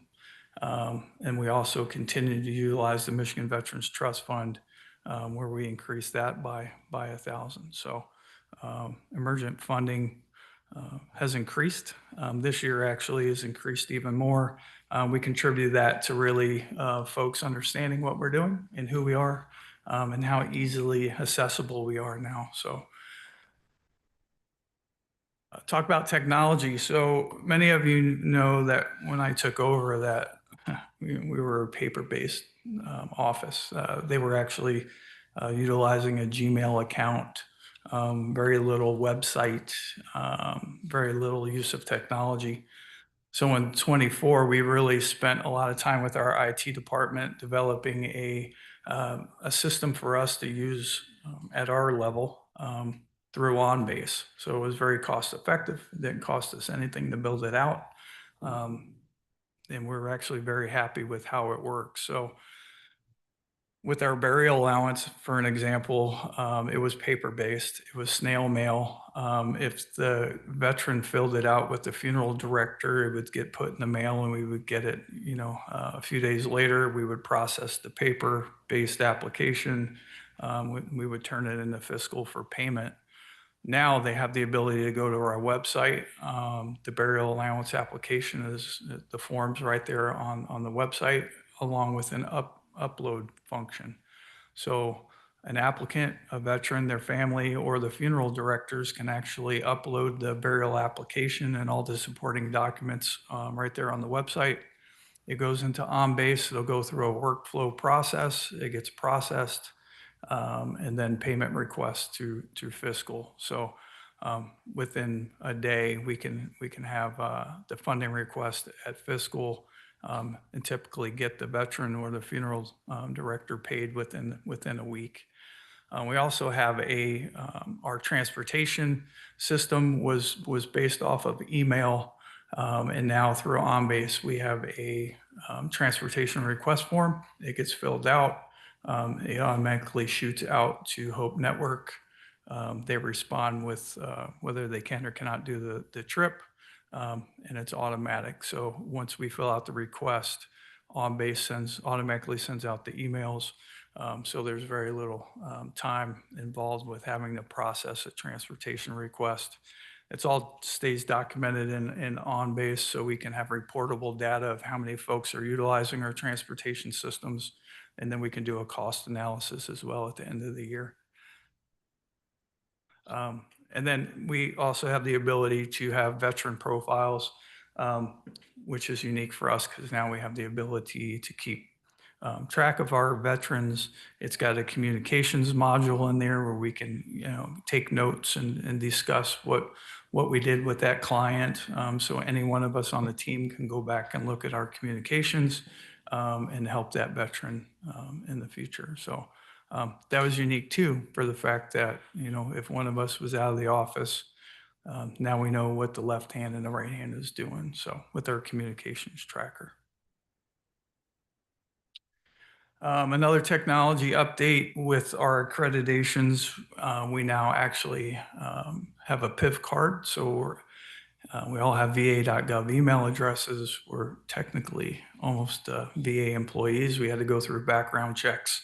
And now we have a PIV card that allows us to access the Veterans Benefits Management System. We never had that before. Now we can actually go on and see the status of veteran claims. We can see any decision letters that a veteran may be receiving.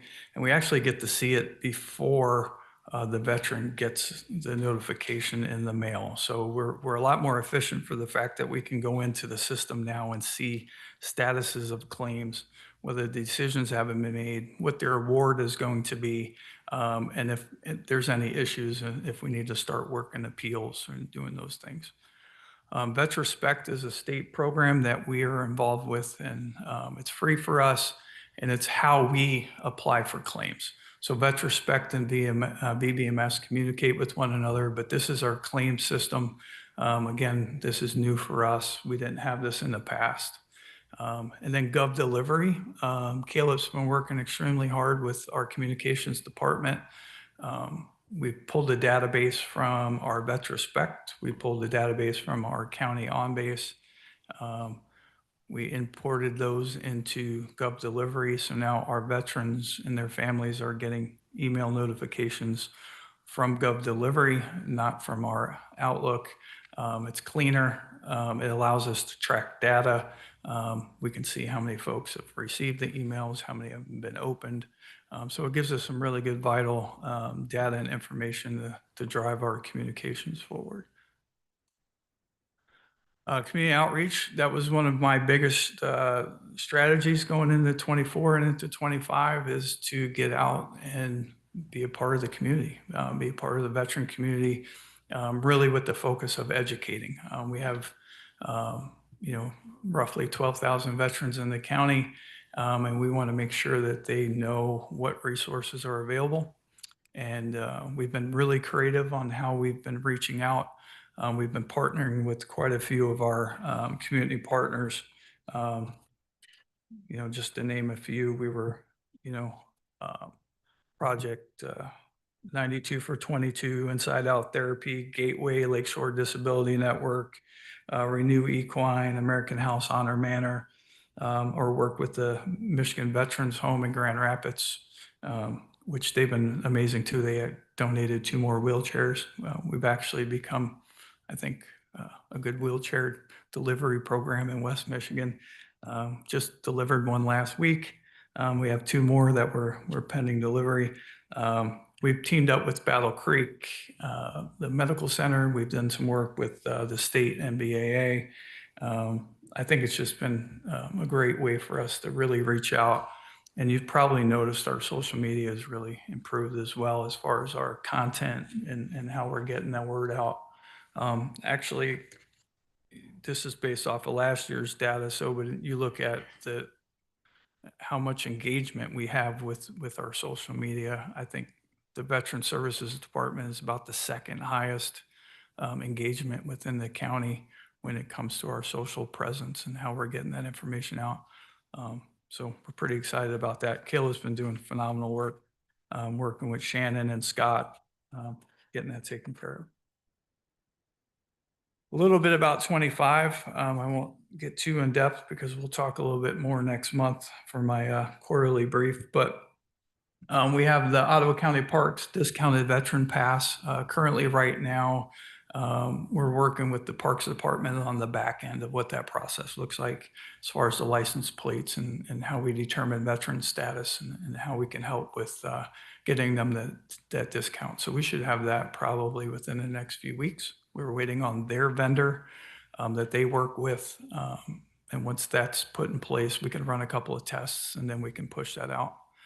The month of July, as the Ottawa County Veterans Month, we've had some commissioners that have been very excited to get this moved forward. I'd like to thank Commissioner Bonema and Commissioner Berger on helping me get this put together. We'll have that resolution in front of the committee next month and then in front of the board for your review and vote. So we're excited about it.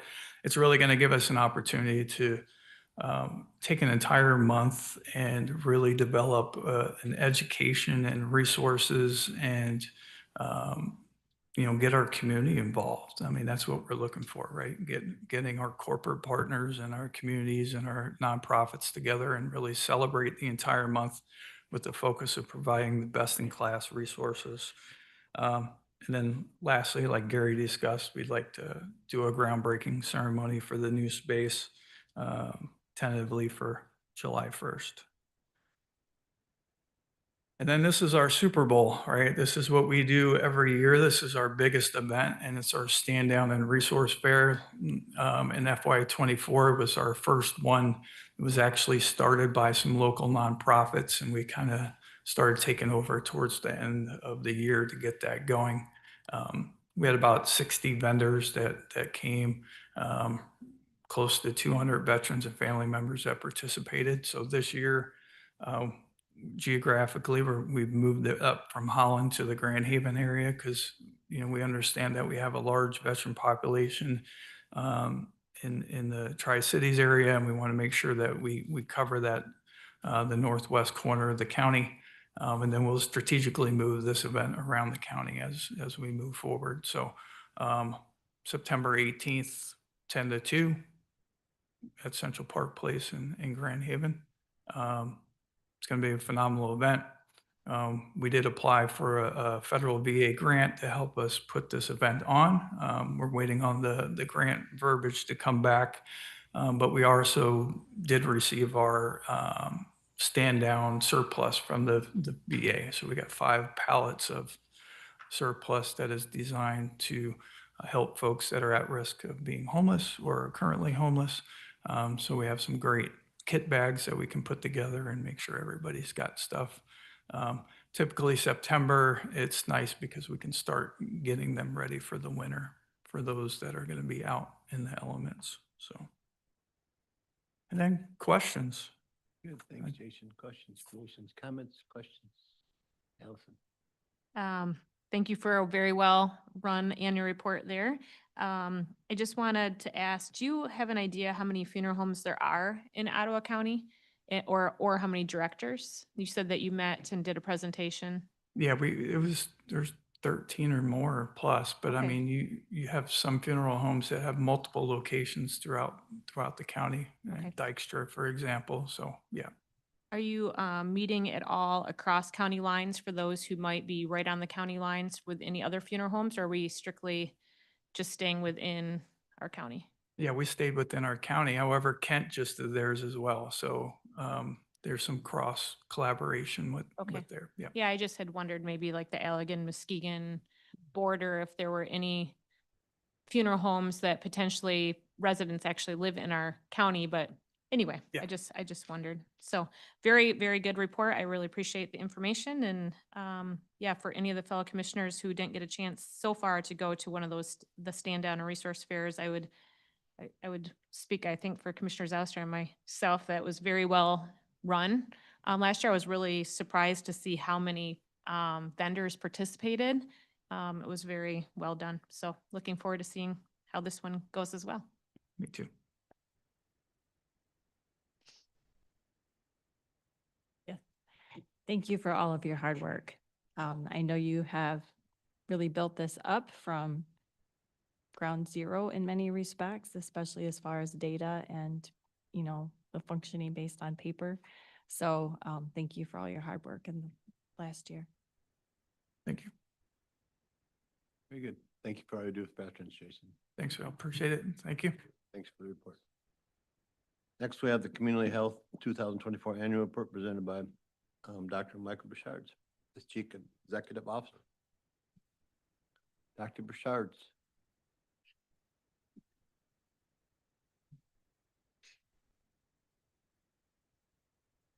Okay. Whoops.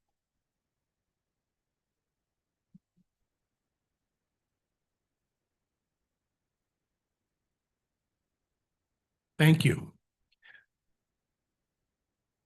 There's 32 slides and several videos. So what I'm going to do is summarize some key slides, and then at your leisure, it'll be on our website, you can watch the corresponding videos that highlight some of the programs that we wanted to highlight for 2024. So as you know, I came back into service for the county at the last quarter of last year. So we're summarizing information for 2024. I know it's May. I'm hoping next year we can do it a little sooner so that it's more in the year that we're relevantly in. Okay. So I don't know how we want to advance the slides. Do I plug in or do I just tell you or? All right. I have to plug in first then? No. Okay, great.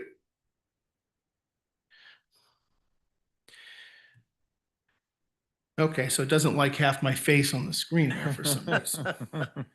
Because I was only there half the year. First thing I want to acknowledge for 2024 is the retirement of Lynn Doyle. 20 plus years in the county, health department employee, CMH deputy director, then CMH executive director for over 20 years. And last year marked the end of her career here.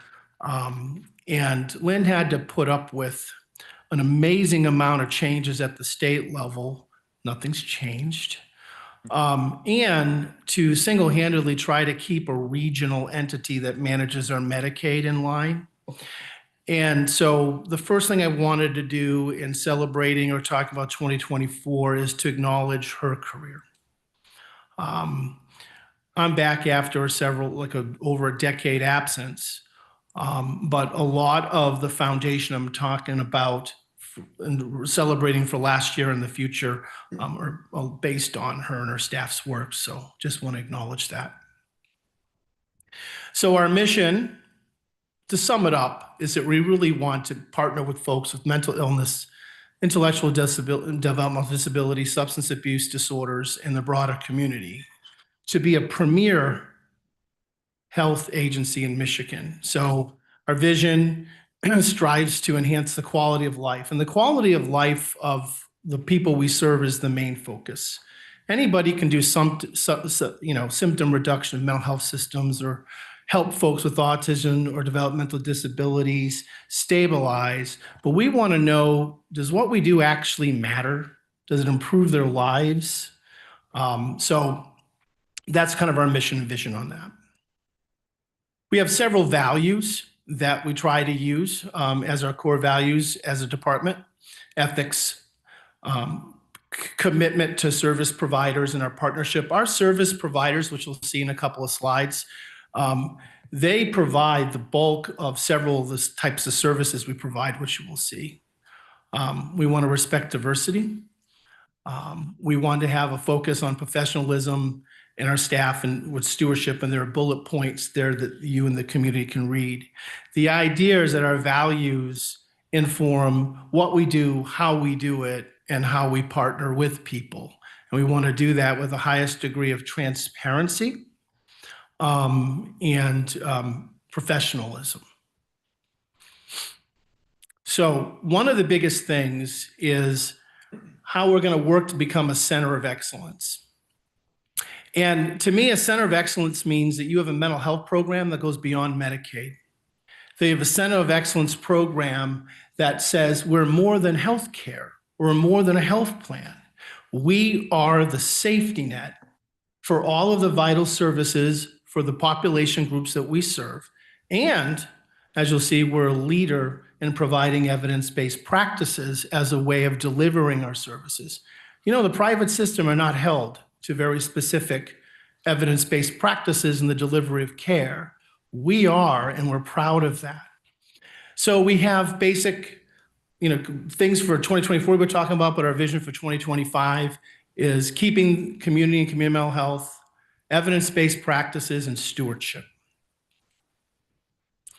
So how are we going to be a center of excellence? We have to keep community and community mental health. We have to ensure that we're beyond a health plan. And you'll see two programs highlighted in a minute that the majority of CMHs in the state, probably 90% of them, don't have, but we do. And it's primarily funded, by the way, with millage. Without the Ottawa County millage helping us go beyond Medicaid, we would just be a run-of-the-mill Medicaid-dependent health services provider without the ability to go beyond Medicaid. And that's what separates Ottawa County. So keeping the community and community mental health. You've heard me say before that many CMHs have changed their names. They're now Health West or Network 180 or On Point. I don't know what those mean. I do know what community mental health means. And I'm proud to retain that title and to be a county department. It's only 4 of us left in the state. And like I said earlier, someone's going to go, we need county-based CMH departments in every county. Evidence-based practices, you'll see in a moment, we use a variety of those. And then stewardship in terms of transparency and managing dollars. This slide is basically repeating what I was saying. So we're not only committed to improving mental health care in Ottawa County, but also to foster a healthier, more resilient community. So let's look at the first pillar, keeping the community mental health. And I want to highlight just a couple of programs. So so when you see that box, when you're looking at that, that's a video. You can watch the story of a recipient of care or a staff member talking about this program. And they're a couple of minutes each. So you can look at that and the public can at their leisure. But one of them is our Pathways program in partnership with Health Department, other folks in the county. We offer services for CMH clients and consumers, our folks that we serve, that go beyond healthcare, that assist them in crisis stabilization, finding housing, going beyond what a support coordinator or a case manager would do, helping them get to places, transportation, to and from medical appointments, which, by the way, CMH Medicaid does not pay for. How do you get there?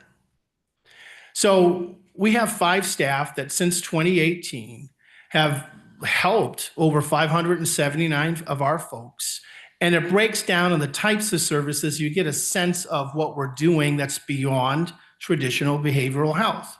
Social services to food assistance, housing, chronic disease management. We help people get to their primary care physician. Medical services referrals, other services outside of that. We've had 681 different referrals serving over 413 folks. And you can see that keeping community and community mental health goes beyond psychiatry, goes beyond case management, goes beyond autism services or folks. It's literally helping people connect the dots with our clients that have the highest forms of most forms of conditions that are pretty aggressive. So they need one-on-one assistance with that. So the Pathways programs does that. One of the statements has always been the best support system for me in my journey to a better me. It's been a huge relief passing on some of the mutual load to someone I can trust. It goes beyond supports coordination, beyond case management, picking people up, taking them where they need to go, making sure that the services are aligned and getting them to our services. That's a millage-based program, you should know. Community mental health, also we have Navigator program. So back in 2016, the citizens of Ottawa County, along with this, passed a millage for us. Why? Because, impending huge cuts to the Medicaid program. And we had to gear up. Where do people go where they lose Medicaid and they can't be served by us because they don't have a severe enough condition? Or how do we become a community hub for anybody at any time to come in. And if we can't help you, we're going to find someone that can and provide crisis stabilization. Our Navigator program keeps community and community mental health because any resident, insurance, no insurance, Medicaid, can come to CMH and we will navigate them to the appropriate provider of service or hang on to them and provide supportive counseling, consultation, crisis management until they get to where they go. So it's not navigation where think of a boat and you put somebody in, you push them across the lake and say, oh, I hope you got there. They actually get in the boat with individuals. And these are for any resident of Ottawa County. They don't have to be our clients. They come in. It's an access, triage, referral service. We do that in Ottawa County. And in 2024, we had over 1,700 assistance services, 569 crisis follow-ups, 579 total services, and you can see the total count of the types of assistance we have in the pie chart. So it's a pre-screening of the 893 is pre-screening for CMH services. Of those, 90% got into CMH services, you should know. So our Navigator program is another way that we go beyond a Medicaid health plan. We keep community and community mental health because any member of the community can get crisis services, assessment, and referral services free of charge. Just contact CMH. This body got that millage pass. This body should celebrate that you're the only CMH that has this capacity. So in terms of evidence-based practices, as I referenced before, we have over 11 evidence-based practices. I don't go through them all. I'm going to highlight a couple of them that really set us apart. And if you don't know, an evidence-based practice means that the service that you're providing has to be something that's you can replicate it through a manual. There's fidelity measures and staff training requirements for the delivery of the service. And there are metrics that prove excellence. And I mean, I could get rural technical and evidence-based practices, but it's based on research that you have to follow it. The community mental health system and us are forced to use, gladly, by the way, specific evidence bases for the most severe conditions. I'm going to highlight one or two of these. Clubhouse. So what is Clubhouse? We have Cherry Clubhouse, we have drop-in centers. It's folks with severe mental illness or other qualifying diagnoses come together and they're learning how to work and how to socialize together. A clubhouse is not just a social rec environment. It's part of the psychosocial rehabilitation movement that started in the 60s, where you bring folks together with conditions. They manage the clubhouse, they operate the business, they actually learn job skills, and then can apply those in the community. Ours is in Holland, and our social rec programs through Millage serve in a similar way, but this is a very specific evidence-based practice. Michigan has the most clubhouses in the United States. Each CMH is required to have one. We're the only state that does. Michigan, the first one was Fountain House in New York. Second was Charter House in Lansing. And through that, clubhouses have grown through, and it's a place with folks with significant forms of mental illness and other conditions can come together, be together, and work together. So, numbers supported last year, 49. Over 17,000 hours of skill building was provided. So you can look at the pie chart there, and it goes at Lakeshore Clubhouse members with employment assisted, 12% higher employment rate than the national average. So our folks, once they go through Clubhouse and get a job, is 12% more than the actual national average. We were at 27% of the folks learning skills, finding employment. I could be up here for a week going through literally every single program, and eventually you'll get through them all, I promise. But this is one of the psychosocial rehabilitations, one of the evidence-based practices that very few outside of CMH have. I wonder why. I wonder why the private sector doesn't have these things when they've known to be able to work. Members of the clubhouse have a lower hospitalization rate than those that don't. So these are folks that will often go in the hospital due to their psychiatric condition. Participating in the clubhouse is a factor keep the preventive factor and a protective factor to them.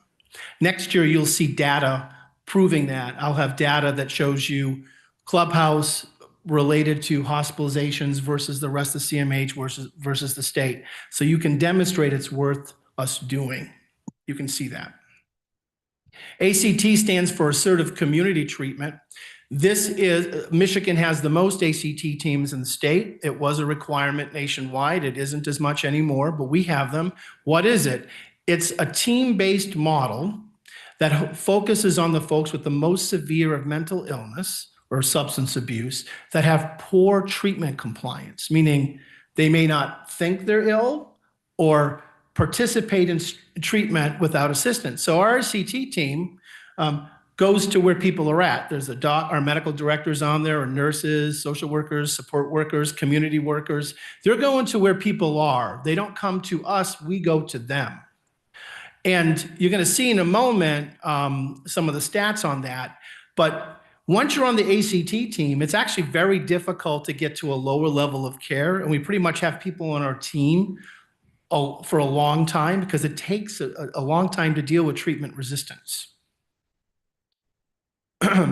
So you'll see some small numbers. In 2025, 10 ACT clients successfully met their treatment goals and were to a lower level of care. The team has about 30 people on it, so that's a big percentage of it. Okay, and so having 10 step down from ACT means they're at a place where they're understanding their illness, they're treatment compliant, they're participating in the community, they're willing to come to us, and it's a huge success when we can do that. Finding housing for anybody is difficult. Finding housing for folks on the ACT team is almost near impossible because of their condition. So we were able to find 2 folks greater independence in finding them housing. It's one of the biggest issues that we're dealing with. So then you look at stewardship. One of the things that I've been doing since I've been here is I've been holding the Did You Know series. I've held 6 of them at this point. Topics varying from understanding our funding sources to understanding our access system to this Friday, I'll have one on understanding community mental health, the tradition of care, and how we're unique. Again, you can watch me in a video and explain it more. So let's look at how many people we served last year. We served 4,501. That's still, Commissioner Teeples, a very small percentage of the Medicaid population. It's about 5 to 6%. So if we get even 2 to 3% more, that number goes up substantially. Adults with mental illness, 1,800. Children with serious emotional disturbance. I hate that phrase. It's a category they put them in. It's children that are struggling with mental health issues, but in more severe form. Adults with substance abuse disorders, and that's unique. They did not have a mental health disorder at the same time. Children with the substance abuse, 10. There's got to be more than 10 kids in our county that has a unique substance abuse disorder.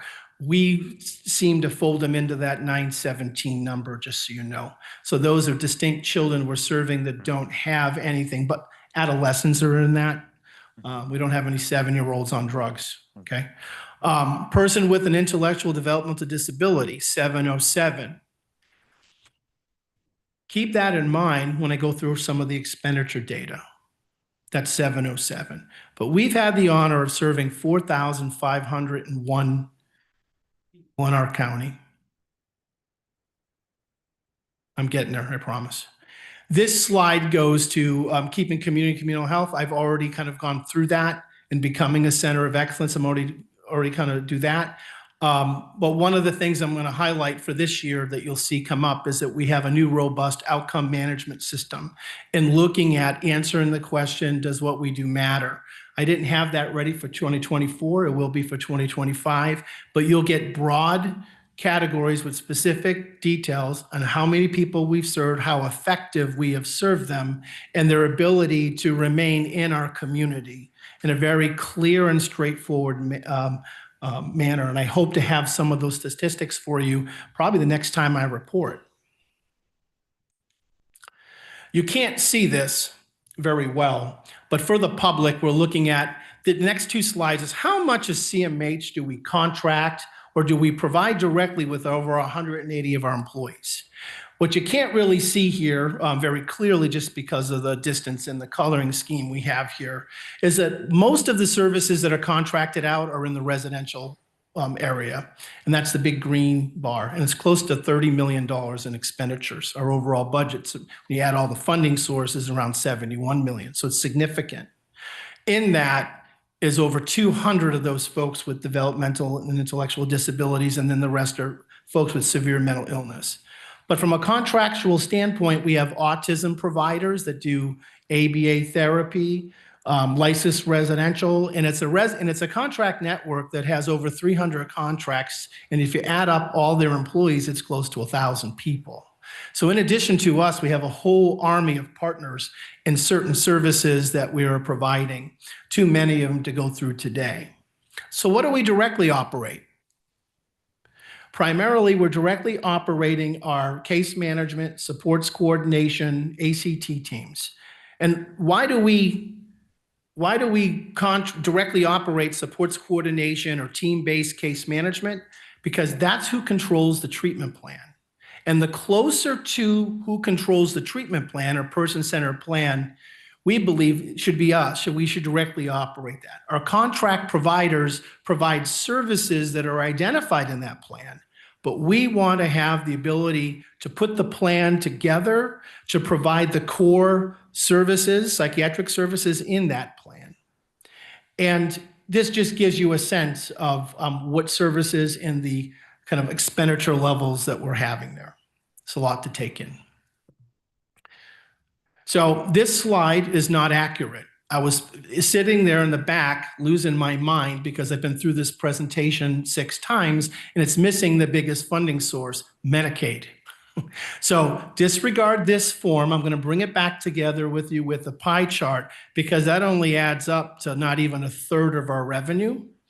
And I had a little bit of a panic attack in the back. And as my staff, I don't know how we missed it either. So I'm going to provide an update on our overall expenditures and revenues for 2024 the next time I come.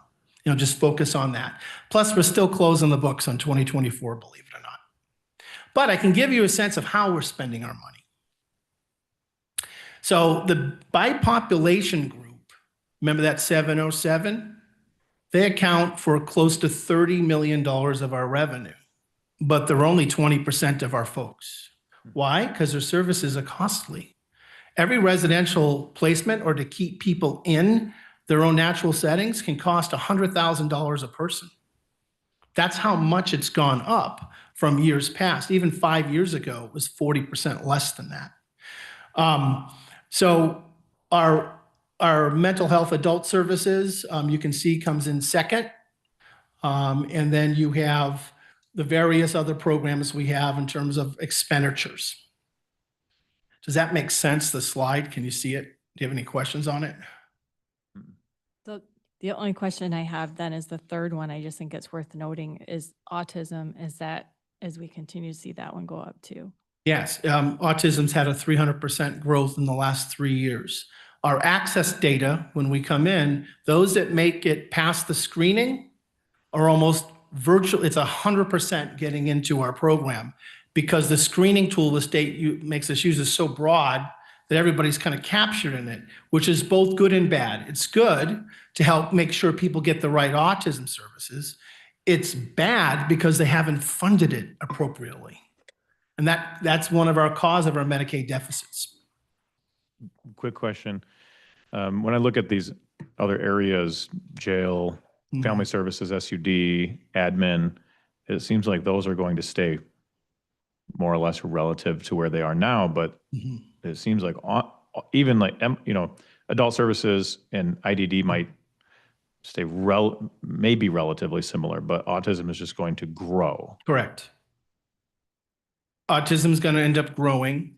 Remember I talked about if we had 10% more? If we had 10% more folks needing residential care, 10 times 100,000, right?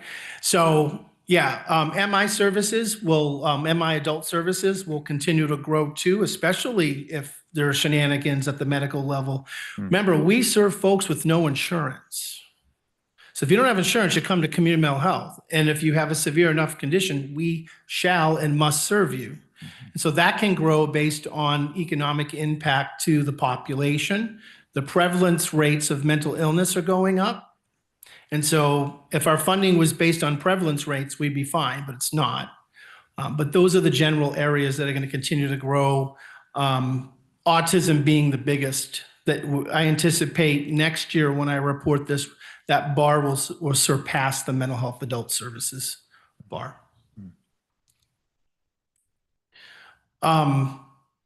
This is some of the revenue. It's not all of it. We're missing a slide. So I'm going to hold off on going through the revenue slides until I can get this updated and sent to you correctly. But it does show that we spent $4 million on millage in 2024. The grants are non-millage. These are grants that are with the federal government or state. We've had a small reduction in some of our substance abuse grants due to the recent activity, but nothing, this is last year's data. That was about the impact we had in terms of revenue to us. And then there's expenditures attached to that. Our philosophy with grants is if a grant goes away, if we're able to continue the service with other funding source and it fits our strategic plan and is supported by the CMH board, we will do so. If not, the service goes away and the expenditures are reduced. So grants are a good way for help us wrap around our services beyond Medicaid as well. But there's been such a focus on grants lately. I just wanted to highlight it's about a $2 million revenue kind of footprint for us. And you can see the expenditures by category. The biggest expenditure is to run the grants and the millage programs that we have, and that's the staffing costs and the contractual costs for that. I did a Did You Know series on the millage. I anticipate coming to this board and going through that presentation. It shows you the history of the millage, what we've used the money for, the outcomes associated, and why it needs to continue. We'll be really focusing on that in the next several months because next August we have to have that approved again if it's the will of the county. And it's my job to demonstrate the huge impact and necessity of the mental health millage to us. That allows us to keep community and community mental health. Without the millage, we'd be nothing but a Medicaid health plan, just like any other health plan, with all the pros and cons. Here's the last year's board members. We've had a lot of change. You know, in the last 4 or 5 years, we've had over 12 different changes in our board. It's a 12-member board. Here's what's unique about community mental health, regardless who's managing the Medicaid. You have to have primary consumers on our board, family members, experts in the community, and county government.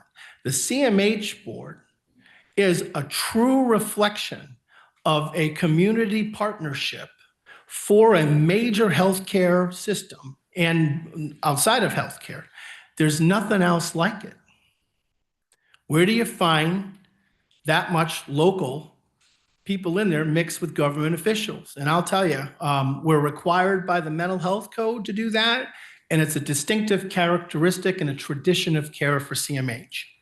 So what's missing in this report that you'll get in the future is the expenditures and revenue breakdown based on the funding sources we have and where we ended up in the year. And I'll provide that as soon as I have that finalized. And I apologize that that slide didn't have it on there.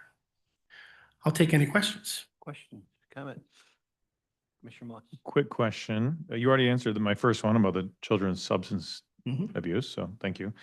In the beginning, did I hear you correctly that Ottawa County CMH is the only one with the capacity for pathways? Is that what I heard? In the unique way we're doing it with partnership with, there's a pathways to health throughout the state, but our specific partnership with CMH being a part of it is pretty unique. Okay. Could you expand on why it's unique? I just missed that part. Because most community mental healths in the state stop at the supports coordination case management level. What we're finding is that you need people that are boots on the ground, like go pick up Billy and take him here. Make sure that they know how to fill out the application besides what a case manager does. And it's usually somebody with lived experience providing the service. And when you watch the video, you'll see the person we have. He's on the cover of our report as well. So what makes it unique is it's more in depth. And what we're actually calculating now is how much is that a protective factor to prevent people for higher levels of care within our CMH and emergency contacts. And people always tell me, yeah, there's a relationship there. I like to prove it. So you'll see that data next year. It's our belief that it's a preventative factor to keep people from the ACT team needing it or in the hospital. Thank you. Does that help? It does. Thank you very much. I have two questions. One was additionally, I have another question on the children with substance use disorder. Yeah. Can children be counted if they're born addicted to drugs due to being exposed to it prenatally? Yes. Okay, there's a process that they Yes. should be. What happens? Yes. And what happens in our numbers, though, the time they get to us, they also have other issues going on. So they unfortunately get leaped, grouped into the socially, emotionally disturbed group, which again, I hate that title. I like to call them kiddos with needs, right? So they get wrapped up in there. But yes, we have an infant mental health program. It's an evidence-based practice that we must utilize. That helps deal with fetal alcohol syndrome and other conditions that children have at birth, and to support families and their care needs as well. Okay. And then I'm curious a little bit more information on the clubhouse aspect. Mm-hmm. Can faith-based organizations such as churches or parishes operate a clubhouse? Sure. They could form a nonprofit or themselves. And yes, as long as they meet the requirements of the evidence-based practice, they sure can. And there are examples of that throughout the country. And the thing they couldn't do is make it a requirement to have a belief system to participate in it. So they wouldn't be able to evangelize in it. They couldn't identify as distinctly Christian and Christian only, or faith-based only. One would just have to know that they're affiliated with that. And that's true for all of our Medicaid services. But yeah, absolutely. And there are many examples of that. Thank you. And strongly encouraged. Yeah. Do you know of how many, have there been conversations that you're aware of that has taken place in our county of awareness from the Not yet. faith community? In 2025, I'm launching the faith-based initiative for all faiths to look how they can better partner with CMH. All faiths, all belief systems. I did that the first time I was here. We did it back in 2007. It was called the Faith-Based Initiative. Partnership between all faiths to open up access to our folks to fully participate in the client's faith choice and integrate it. Yep. And Just think you'd have that many more partners coming alongside of one another. absolutely. Yep. Right. Thank you. So we know we have a homeless problem in the county and the state, and it's growing. What is CMH doing, if anything, to help assess those that are homeless? It's one thing to say, we're going to help them find a new home, right? Which is difficult to find. It's another thing to hit to the root cause of why they're homeless, right? Some choose to be that way. There's those kind of things. But there's a large segment of those that are living on the streets that have mental illness that don't have the pathway connections that you're talking about. Yeah. What is CMH doing, if any, to link those individuals to some type of mental health care? Oh, we have an extensive array of support for that. First of all, we have our CIT program that rides around with the sheriff and local PD. And so once there's an interaction at a jail, kind of like a jail diversion program, we find the person, assess them, and try to get them into care. The biggest battle is a lot of folks with mental illness that are homeless don't believe they're mentally ill. And so with our laws, unless they break the law or require hospitalization of being a danger to self and danger to others, we can only be present, welcoming, and persistent. And that's what we do. We do lots of work with the missions, to assess people that are there, that come to our door. And we go out to folks and try to interact with them to see if they need care. it's a good thing not to be able just to scoop somebody up and put them into care. What makes it difficult is if you don't think you need it or want it. And some of the folks that are homeless have had really bad experiences, unfortunately, with governmental programs. And so when CMH shows up, so we've had to find ways to walk alongside, but be very intentional. We're in the missions. We have a strong relationship with law enforcement when folks come to our attention. We provide open houses for people to learn about other services, and they come in, and while you're here, let's get you signed up. We help people get signed up for Medicaid, because one of the big problems is a lot of these folks are not on Medicaid and they haven't signed up. And so there isn't any revenue for them to find a place to live, or they're not on Social Security disability yet. And so with DHS's help and others, and CMH, we have our own person that we contract with them to help us with this.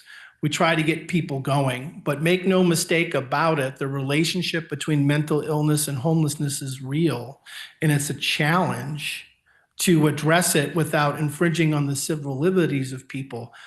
But it's about walking alongside, being welcoming, building a relationship.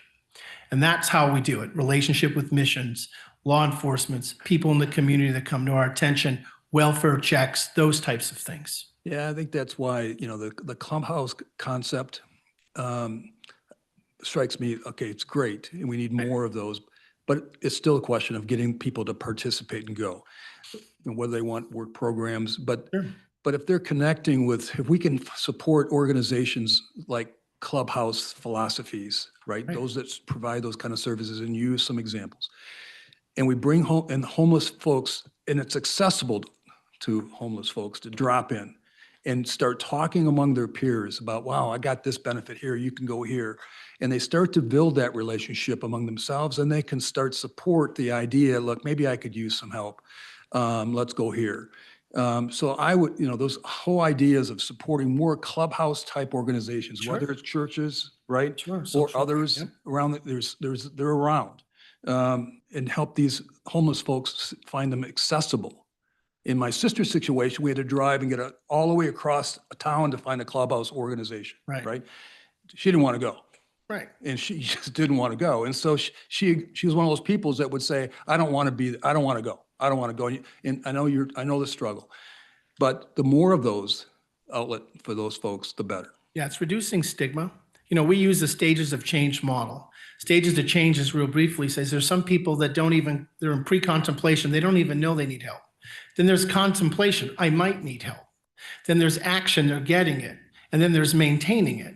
And knowing where people are at, and we use the evidence-based practice called motivational interview, and you train all of our staff on how to do that. So which level of change are you talking to somebody? If they're not even thinking about it, you don't want to use change language that's too far in front of them. I, in private practice, worked with the person with schizophrenia, and I would just take them to Tim Hortons, get a coffee every day. Let's get in the car. About 6 months later, he goes, I think I may have an issue that I could use your help really for. But it's walking alongside, building relationships. And that's what a distinct community mental health tradition is about. And it's always been a county connected process in partnership with the state. And that's what's been in jeopardy lately. Everybody wants to figure out who's going to manage a Medicaid system that's underfunded. Why would you want to do that? Let's focus on delivering the services. Very good. Thank you much, Michael. Thank you. Appreciate it. I'm going to do what we usually do. I'm going to go on to finance and do communications. We're going to move on to ARPA partner revolving loan fund from Chris Hull. Chris. Sorry, Jake, I've been stealing your thunder. You're fine. Okay. You're fine. Yeah. Thank you for being here. Thanks for having me. Do you guys have my presentation? Okay. And then I'm assuming this clicker will click through it. While we're waiting to get that queued up, to introduce myself, I'm Chris Ewell with IFF. I lead our work in Michigan and Ohio. I am based in our Detroit office, but proud to say I'm a West Michigan native, grew up in Granville. So been very excited to do this work here in West Michigan. I've got with me wherever he went, David DeVelder. He's our lead lender on the revolving loan fund. David's a native of Holland and has spent the last 30 years developing housing here in West Michigan. We were happy to have David join our team about a year ago, and he's doing great work with the revolving loan fund. So I just have like 4 or 5 slides, and then, you know, happy to take any questions. So first slide, just kind of grounding you guys in like who the heck we are, because I've met a couple of you over the years, but we are a community development financial institution. We've been around for over 35 years. We're a nonprofit ourselves that we were set up initially and primarily to lend money to nonprofits to do real estate. So we've grown over the years. You know, we have a lending platform, a real estate consulting platform, and a real estate development platform.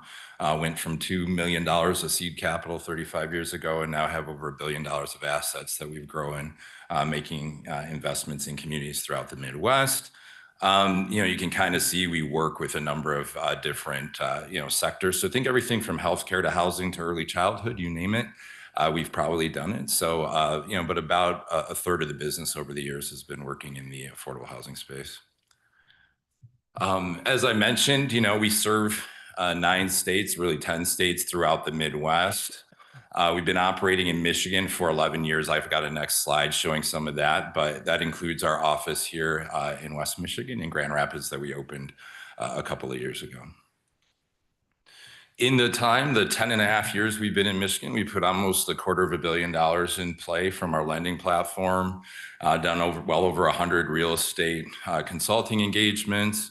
We're developing have developed and are developing roughly $60 million worth of real estate in both West Michigan and Southeast Michigan. That's actually, those are all early childhood centers that we're developing in partnership with communities. And this past year, we actually managed a $57 million grant program for the state of Michigan with their ARPA funds to go and, you know, fix up early childhood centers around the state. So you can see we did, you know, funded over 1,000 projects. So have the scale and have some experience, you know, being an intermediary for public dollars, private dollars, and kind of mixing those things together. So next up, just kind of getting into the Affordable Housing Fund. As you guys know, you guys helped seed this. Ottawa County was our first investor in this. You know, folks came to us a couple years ago and said, you know, we've got some ARPA dollars and would like to create a revolving loan fund. That $10 million kind of laid the groundwork then for us to get an investment from Kent County. And then you can see some of our other investors, even though we're doing this in Ottawa and Kent County and a little bit up in northern Michigan, just to make very clear, the Ottawa County dollars stay in Ottawa County, absolutely. So, and I'll show you how we've been investing those dollars. But Ottawa County really helped us seed this and create this Affordable Housing Fund. So a few things kind of to highlight there. You know, as I mentioned, right, Ottawa County seeded this with the $10 million. This is a loan. It wasn't a grant. So it is a 20-year loan to us that we will be paying back in full after those 20 years. I know there's been some kind of chatter, you know, out in the ecosystem, some folks who, you know, maybe would have preferred those dollars get directly granted into projects and things like that. But I think, you know, those, you know, grant dollars are an important tool. And I know through other mechanisms, you guys are granting into projects, but this was a different tool. And I think, you know, the difference is we're able to leverage this capital. We're able to revolve this capital, reminding you that a grant's, once it's out the door, it's never coming back, right? And it's a one-time use. And so just trying to delineate there the difference between what you guys did with this loan versus grants. Second bullet point there has been a big deal, right? You guys put a requirement in that for every dollar the county puts into the loan fund, we as IFF have to bring at least $2 from our own balance sheet into these deals. So whether that's from our existing investor base or new investors, that's what we're doing. And then, you know, the next bullet point is very important too. So you might say, okay, well, if we've put in 10, you guys bring 20, we've got $30 million. You're going to make $30 million in loans. Great. But then what happens? Well, actually, it's not true because it's a revolving loan fund. So the dollars we put out are coming back. So really kind of 3 types of capital that's going into these projects. The first is construction loans. Once those dollars go out, you know, they'll, you know, usually be, you know, projects will be under construction for a year or 2. that financing, will get taken out by permanent debt. Those dollars can come back and recycle. We're also doing some bridge loans against various sources, right? Whether it be different grant sources, et cetera. Once the sources of that capital comes in, those bridge loans get repaid to us and get recycled back in the community. And then even with our permanent debt, we're members of the Federal Home Loan Bank. So once the loans flip to permanent loans, you'll see on our chart that we talk about these loans being 15-year loans, 17-year loans, 20-year loans. That is true for the borrowers, but we're able to then recycle that capital and pledge those loans to the Federal Home Loan Bank. So then those dollars come back and get recycled. So we're kind of going to be perpetually revolving this facility with that capital. To date, there's been a number of projects that we've funded, and I'll get to that in the next slide. But the first was a Samaritas project out in Spring Lake. 53 units of housing that is now, being leased up. And I think I saw, a couple of you guys out at the ribbon cutting and groundbreakings and things like that. To date, we're lending into projects in Spring Lake, Holland, and Grand Haven. We certainly want to, invest in projects all over the county. These are where the projects have come from initially, but would love to work with you guys in your respective districts to make sure that we're meeting the right people, finding the right projects, and investing in them. So that's certainly something that we hope to continue to do. And then to date, it's kind of a little bit hard to read. Hopefully you guys can see it a little bit better on your screens with those numbers. But the 22.8 million. So you can see we've done roughly a little over 29 million in loans in the last year and a half, give or take. Of that, 22.8 million has been the IFF share. So we've actually exceeded that 2-to-1 leverage target. That was because of some other investments, including some MISTA dollars came onto our balance sheet. So there's been roughly 7 million of county funds that have now leveraged over 139 million of additional capital for these projects. So you can see roughly 146 million worth of projects, 500 plus units of housing, of which 435 are affordable. So you can see stacked up there, the top 4 or 5 projects are ones that are already, we've closed down, are in development. There's a couple then that are in the application phase or that we have in our pipeline. So this is kind of, showing you what we have lent on and what we intend to work through our approval process. And you can see, I know when we're talking to Paul and the team, they like to see kind of the county loan funds per unit of, a little over $13,000. So, that's kind of, the snapshot on the overall. And then I have just a couple details, obviously that project at, Spring Lake with Samaritas, 53 units, passive housing project, which David knows a lot more about that, but it's suffice to say it's very energy efficient. And then another one we're highlighting here, in Holland, the Home Flats, Magnus Capital, and some of the projects they've been doing around West Michigan, we've been partnering with them. So this is a couple hundred units of housing.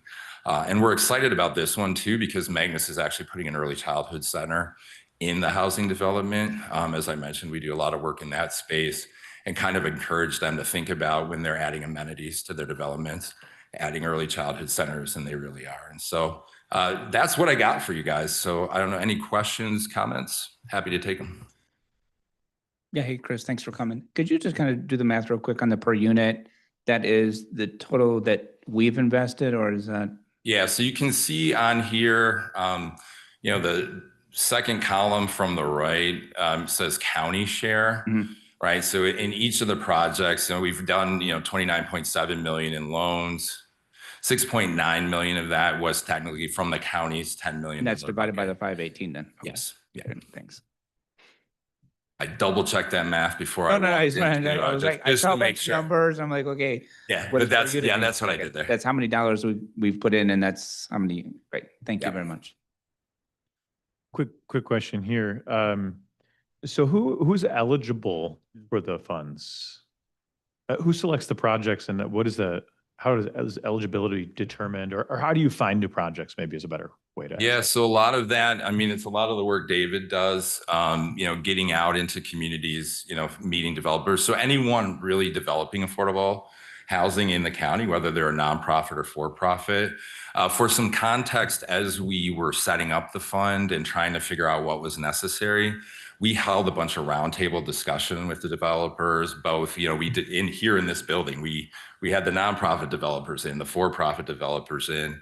We've gone out, David was out meeting with some folks in the city of Holland yesterday. So we're, trying to work with the municipalities as they're identifying projects, et cetera. So we're trying to cast a wide net, and certainly anyone that you guys know that has an inclination of projects in your districts, happy to chat with them. It's better to talk to us early. A lot of the times it takes a couple of years to work these projects out, but yeah, so there's we're not excluding anyone, right? It's, as long as they're developing, housing that's 120% AMI and below, we're talking to them. Could you explain why people might work with you guys versus going to traditional lenders? Yeah, no, it's a good question. And so CDFIs really, as a industry, we're set up to put dollars where maybe your traditional lenders won't go. Okay. Can't go for various reasons. And so we're there when other sources might not be available. So a lot of the projects you might have traditional lenders in the capital stack, but there's a little piece that's maybe not, for whatever reason they can't underwrite, they can't get comfortable with. So we're going to fill that capital stack. So that's one. Okay. A lot of your traditional lenders, especially in the housing space, also don't work with small projects. Okay. So we can lend as little as $10,000. We can literally lend if someone is rehabbing a house and wants to then rent that house or sell that house, we'll do that. So you can get creative. We can get very creative and very flexible. Banks are not overly creative. So. No, as a recovering banker, I can attest they're not overly creative, and again, that's what we're set up to do. What they don't, and banks invest in us, yeah. And then we invest in community in ways that they're just not able to. Well, one last question I have is, when you talk about affordable housing, how do you guys define that? Yeah, so it's defined, and there's definitions even within the agreement with Ottawa County that we have to keep. So all of the things have, a majority of the units have to be under 120% AMI. I think it's 80% of the units must be under 120% AMI. But frankly, we're seeing a lot of deals where, we're seeing some low-income housing tax credit deals. So we're talking about AMIs 40 to 60, 40 to 60% AMIs. We're seeing some of workforce housing like 80 to 100, 120%. But so we have to keep it below the 120. And I've said, I assumed we would actually have more deals that were skewing that high, but actually most of our deals have been below that. So really that's how we define it. Yeah, I got one. When we, at the county level, pass a brownfield TIF that has a housing component to it, Mm-hmm. often there's anywhere from $2 million to $6 million in TIF that would be coming back, well, the credit to the builder over the course of 20 years or 10 years. Yep. Are you guys able to do the upfront lending on that? Is that one of the That's one of the things we have been doing. And I think if you see on here, actually the One Holland project and the Grand Haven one, the two that are kind of in the pipeline right now, those would be TIF bridges. So yes, and we're trying to figure that out. There's a lot of nuance to that space, but we've made a number of those loans and we're kind of dialing it in. Mishta is also starting to do some TIF bridges. So we're working with their team to kind of, think about highest and best use of capital, right? If we can bring Mishta in, awesome. We'd rather bring them in. If not, we'll figure out how to do those. So that's a lot of what David's working on right now. But certainly we're excited that those TIFs, the housing TIF has been a wonderful tool. And we're seeing a lot of creative uses and projects for it, especially in the for sale housing space. We're seeing, some use of the brownfield TIF, which is pretty cool. I just want to make a simple request. Do you have a copy of this presentation that could maybe be sent for uploading to our packet so that others maybe who watch this later can follow along? Yeah, for sure. I know we had sent, yes. So we had sent this to the county. So whoever in here can, or I'm happy to send it to whoever I need to. Okay, For sure. great. Thank you. It wasn't in our packet yet, so that would be great to get it added. So Yep. thank you. Questions? Anything else? Very good. Thank you very much. Thanks, guys. Appreciate the partnership. Good. Thanks for the info. Next, we have County Administrator Search Update. Very quick, want to give a update on the county administrator search. our office in Double Hall, will be putting out a release today simultaneously. The application window had closed on Monday, May 5th. And at that time, Double Hall had an interest in putting out a release. We asked them if they could wait till possibly today so we could inform the board versus having them hear it, either in their packet or via the media. Double Hall was extremely pleased with the amount of applicants they received for this position. The position generated strong interest from across Michigan and the United States. This robust and diverse candidate pool is a testament to Ottawa County's reputation as a premier community in which to live and work. The applicant overviews. 39 total applicants were received and submitted materials. Of that 39, 30 applicants met the minimum qualifications and will move forward. And no, I don't know who they are. And even though we've tried to access that information, Double Hall has been extremely good about just retaining that for the applicants' privileges. Applicants represent a wide range of backgrounds, chief administrative officers, city managers, department heads, nonprofit leaders, consultants, and executives from nationally and globally recognized organizations. Many candidates bring decades of experience managing complex organizations and public services. They have consistently demonstrated the ability to navigate challenges, implement innovative solutions, and drive organizational improvement. Candidates hail from regions spanning the mountain plains to the East Coast, as well as multiple areas within Michigan.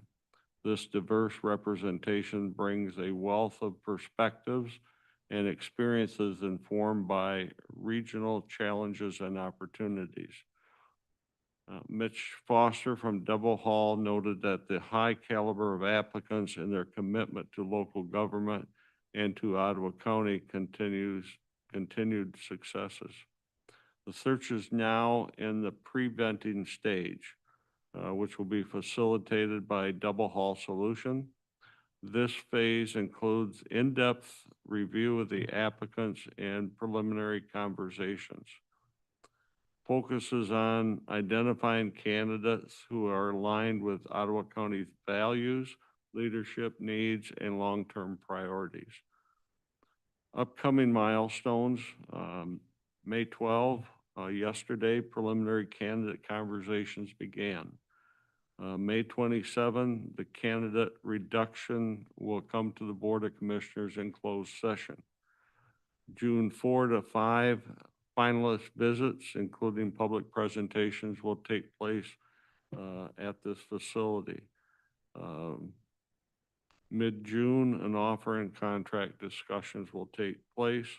Late July, early August, onboarding of the new county administrator will take place.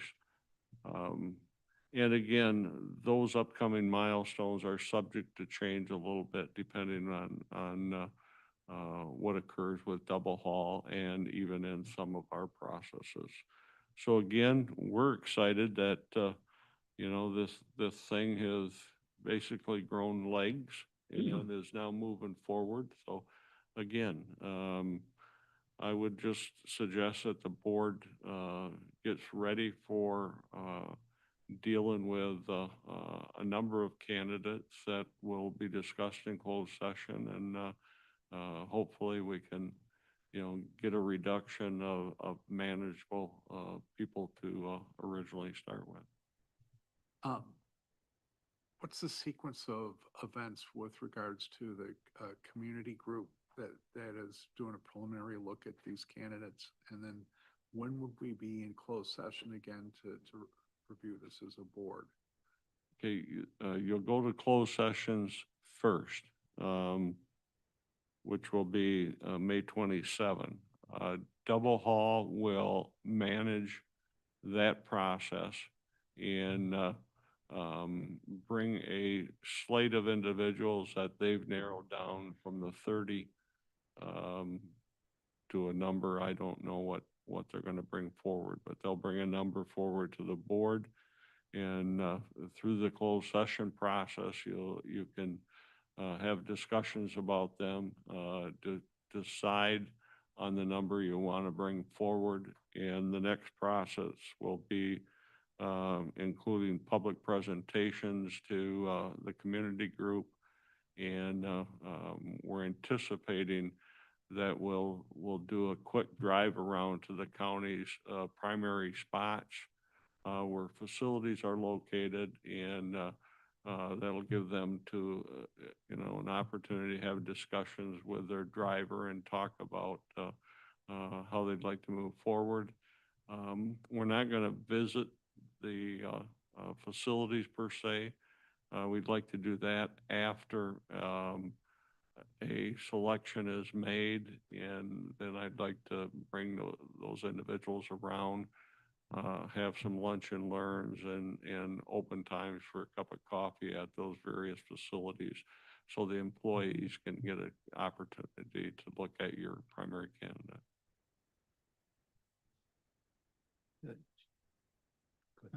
Yeah, just a couple of quick questions, Ron. So on the 27th, we won't see the candidates ahead of time. No. Doesn't sound that way. How many choices will each individual commissioner get to bring forward? That'll be a discussion with the double hall.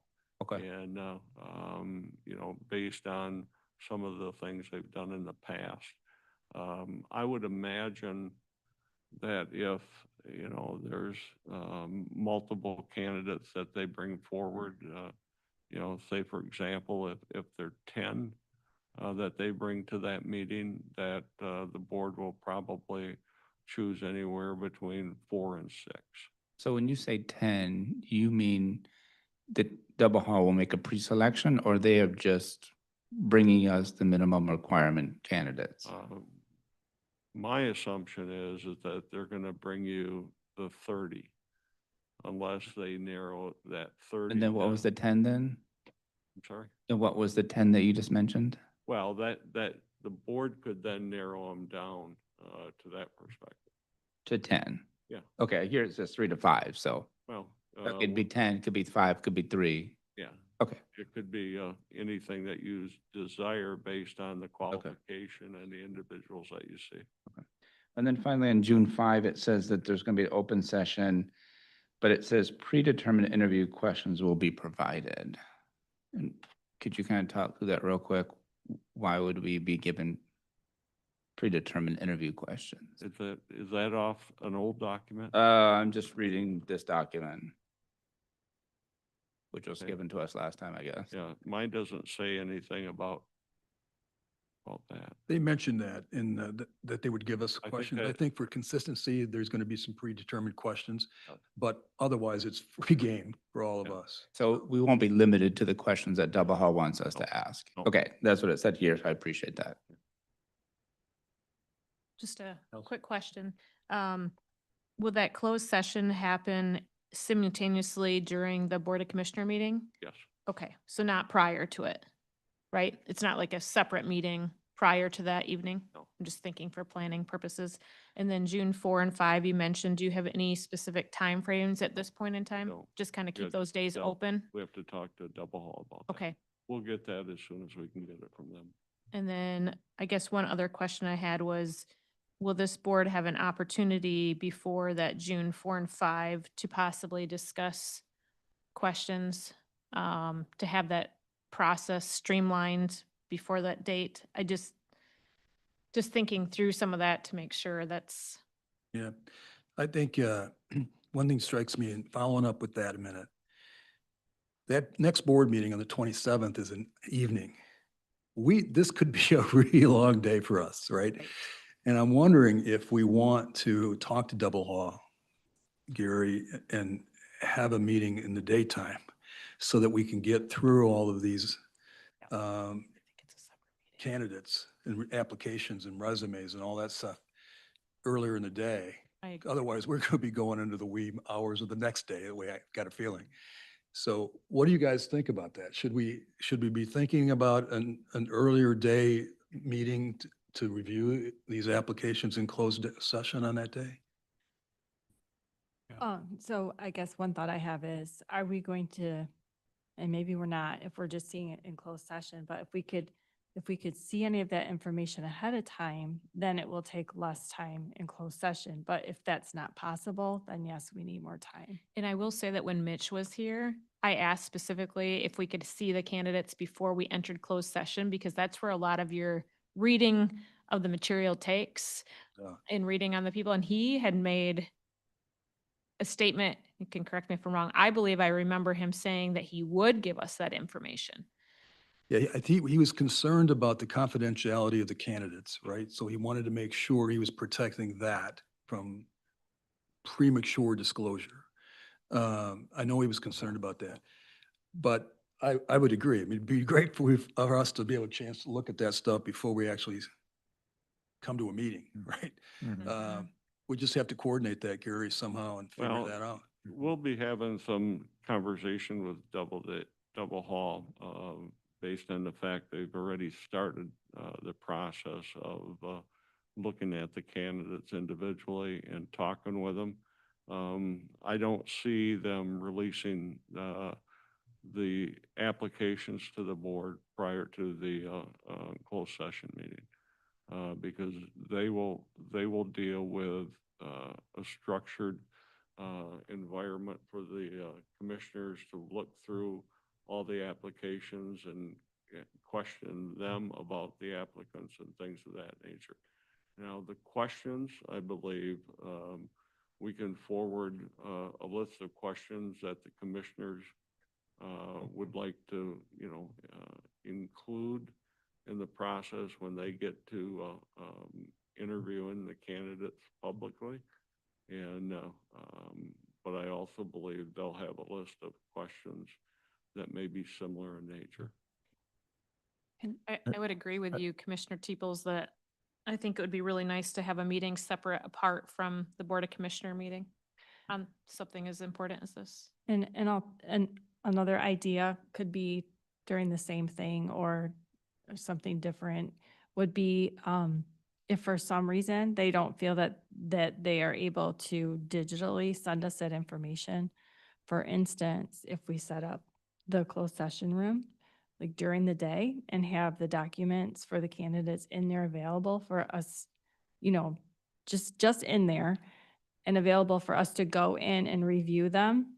But to keep that information confidential, that would be another way to at least have everybody have access to them before a meeting. Yeah, I have a quick comment. However, we need to coordinate it to keep it confidential is, great. Mhm. But I don't think Double Hall should withhold the information.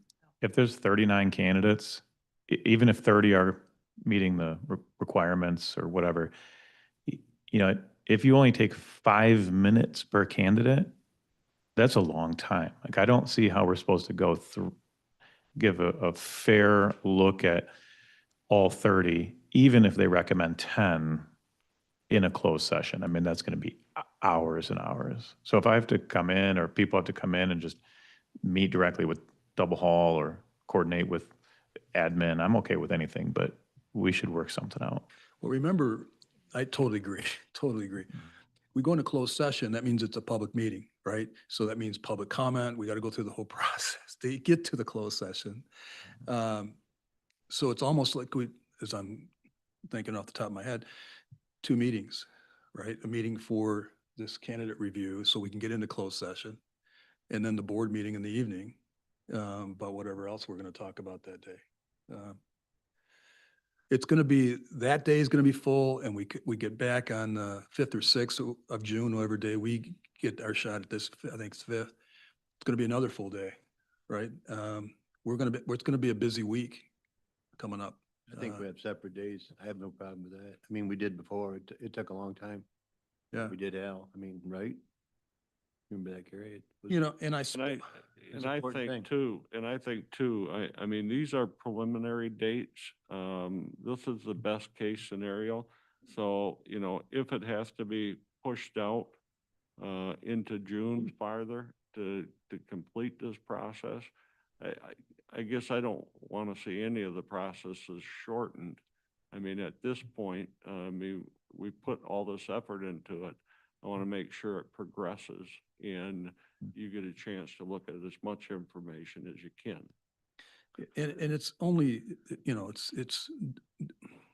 it's at least what these candidates deserve, our attention, or, you know, to do this as well. So if we have to have 2 meetings, I mean, we have 30 applications at this point, right? That's incredible. And so if we have to do this over a couple days to get to this point, we just have to be mindful that we might have to do that. So Would it help, Gary, to do our board meeting, a regular meeting on the 27th in the morning? And then the afternoon is free for HR related things? I would think that would be a very appropriate, you know, if not, you could have the potential of Like a broken up. in here a long, long time. I like it. And then we could go into closed session after that, look at all 30. And then at that point, if we wanted to have an additional meeting, we could add it Yeah. 2 days later to say, hey, we still need more time. Yeah. Or, I mean, I think we do need to be careful about our evening meetings because the public doesn't get that many of them. So I would protect the board meeting being in the evening. And then if we need to do like a 9 a.m. or 10, 11 a.m. meeting to start to handle the HR part, I would just hate to cancel an evening meeting. Is one possibility to instead just schedule a time that we can just pick up a packet, a paper packet that have all the candidates, whether it's the 27th or whatnot? Is there a need to have a meeting to pick up material for preliminary homework? I don't know. I'm thinking, but what I've been hearing from Double Hall, anecdotally anyway, is they're so concerned about the confidentiality of this. And so they're trying to protect that until it's time to let it go. We've had those discussions with them, and again, they've been pretty upfront with telling us they don't want to release anything until they have the opportunity to present through closed session. Gary, could one thought be that enough commissioners come at 12 or 1 to open up a closed session? That closed session is in session and for all afternoon. So if you can't make it at 12, you can make it at 3. But that closed session is basically open all afternoon. I think we're all responsible to be here. My opinion. Well, I mean, yeah, I mean, but it's not in the schedule now. So if you can't make it at 12 o'clock, but you can't be here at 3, we have a closed session that basically is going to last all afternoon. Well, let's just take a straw vote here. Assuming we keep the board meeting in the evening, would you, how many would be available for, say, 9 o'clock in the morning to start this process? Date. On the 27th? Probably, yeah. That's one. No, What time could you do it? What's a good time for you that day? I could be here by 12:30. That's kind of what I was saying. If we open up a closed session around 12 and folks who can make it at 12, great. As long as we have enough folks to open that up, and then you could be here at 12:30 and someone else could make it at 2, you know, and we hold it open until we need to, 5, 6 o'clock, right? So what, Doug, are you saying open a meeting up At 12, at per 12? se, I mean, just like. Or at 9 or whatever. Yeah. Yeah, whatever. or at 9, just, 9, so then we're in a meeting, we open it up, we go into closed session immediately, basically. and if you can make it at 9, great, and if you can't make it until 12, Okay. we have a closed session. I check with Doug or check with legal, but It'll be for the purpose of giving us all opportunity to start looking at materials, right? We won't have deliberation. We won't deliberate, but we'll wait for a discussion until 12:30. Say, well, Right. Kendra still needs a chance for her to review it, right? So we got to give her so we could start to have actual discussion, say at 2. That'll give you an hour and a half. Seems like there's a way to do it, yeah. We'll figure this out. I would definitely check with legal though, because I don't know how I would do the minutes. Right. And the minutes are huge right now with closed session. So I don't know Yeah. how that would work. Closed session minutes you're talking. Yeah. That's a good point. Right. You also run the risk if people are coming in and out. I think if you lose quorum, then it would automatically end. Yeah. Yeah, we really more than needing a closed session, just each individually need access to that information prior to a closed session. So, You gotta call roll call in a closed session, know that, don't you? Yeah. I mean, not necessarily roll call, but I have to document all the actions that happen during that closed the session. conversations, Okay. yeah. So if we opened, if we had a meeting that started at 12:30, right?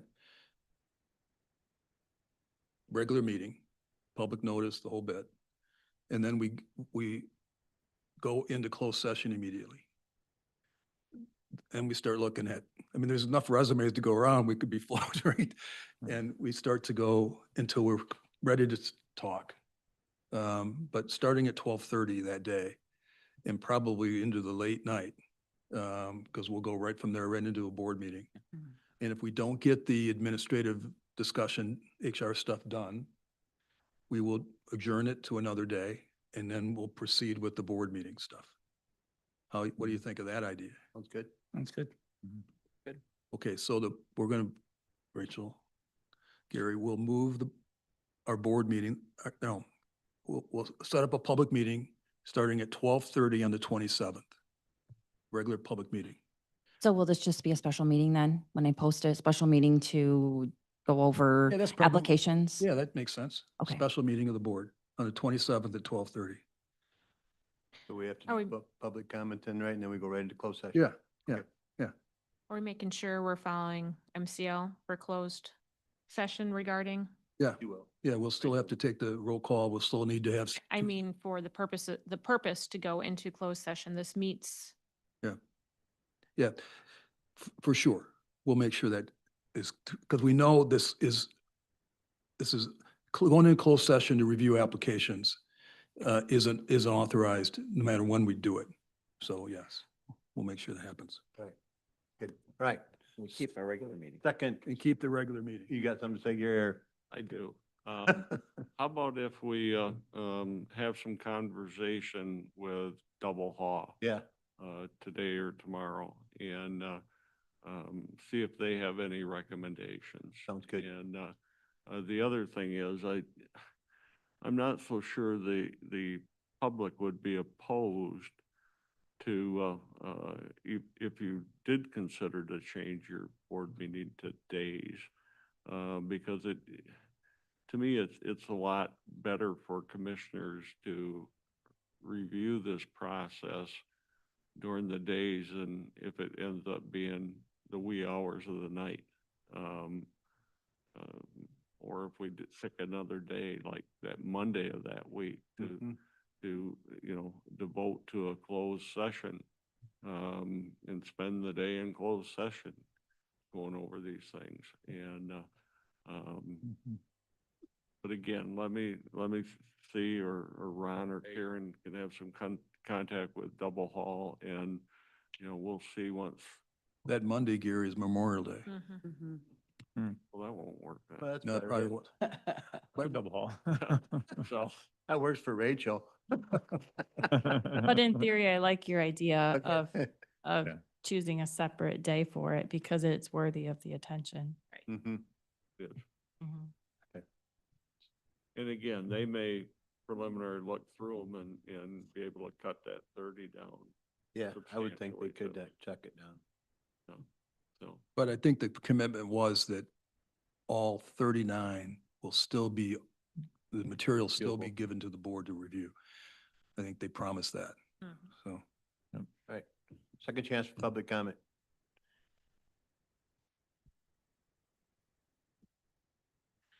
I'll make it quick. Becky Patrick, Allendale. I'm still trying to process your discussion on the Medicaid funding.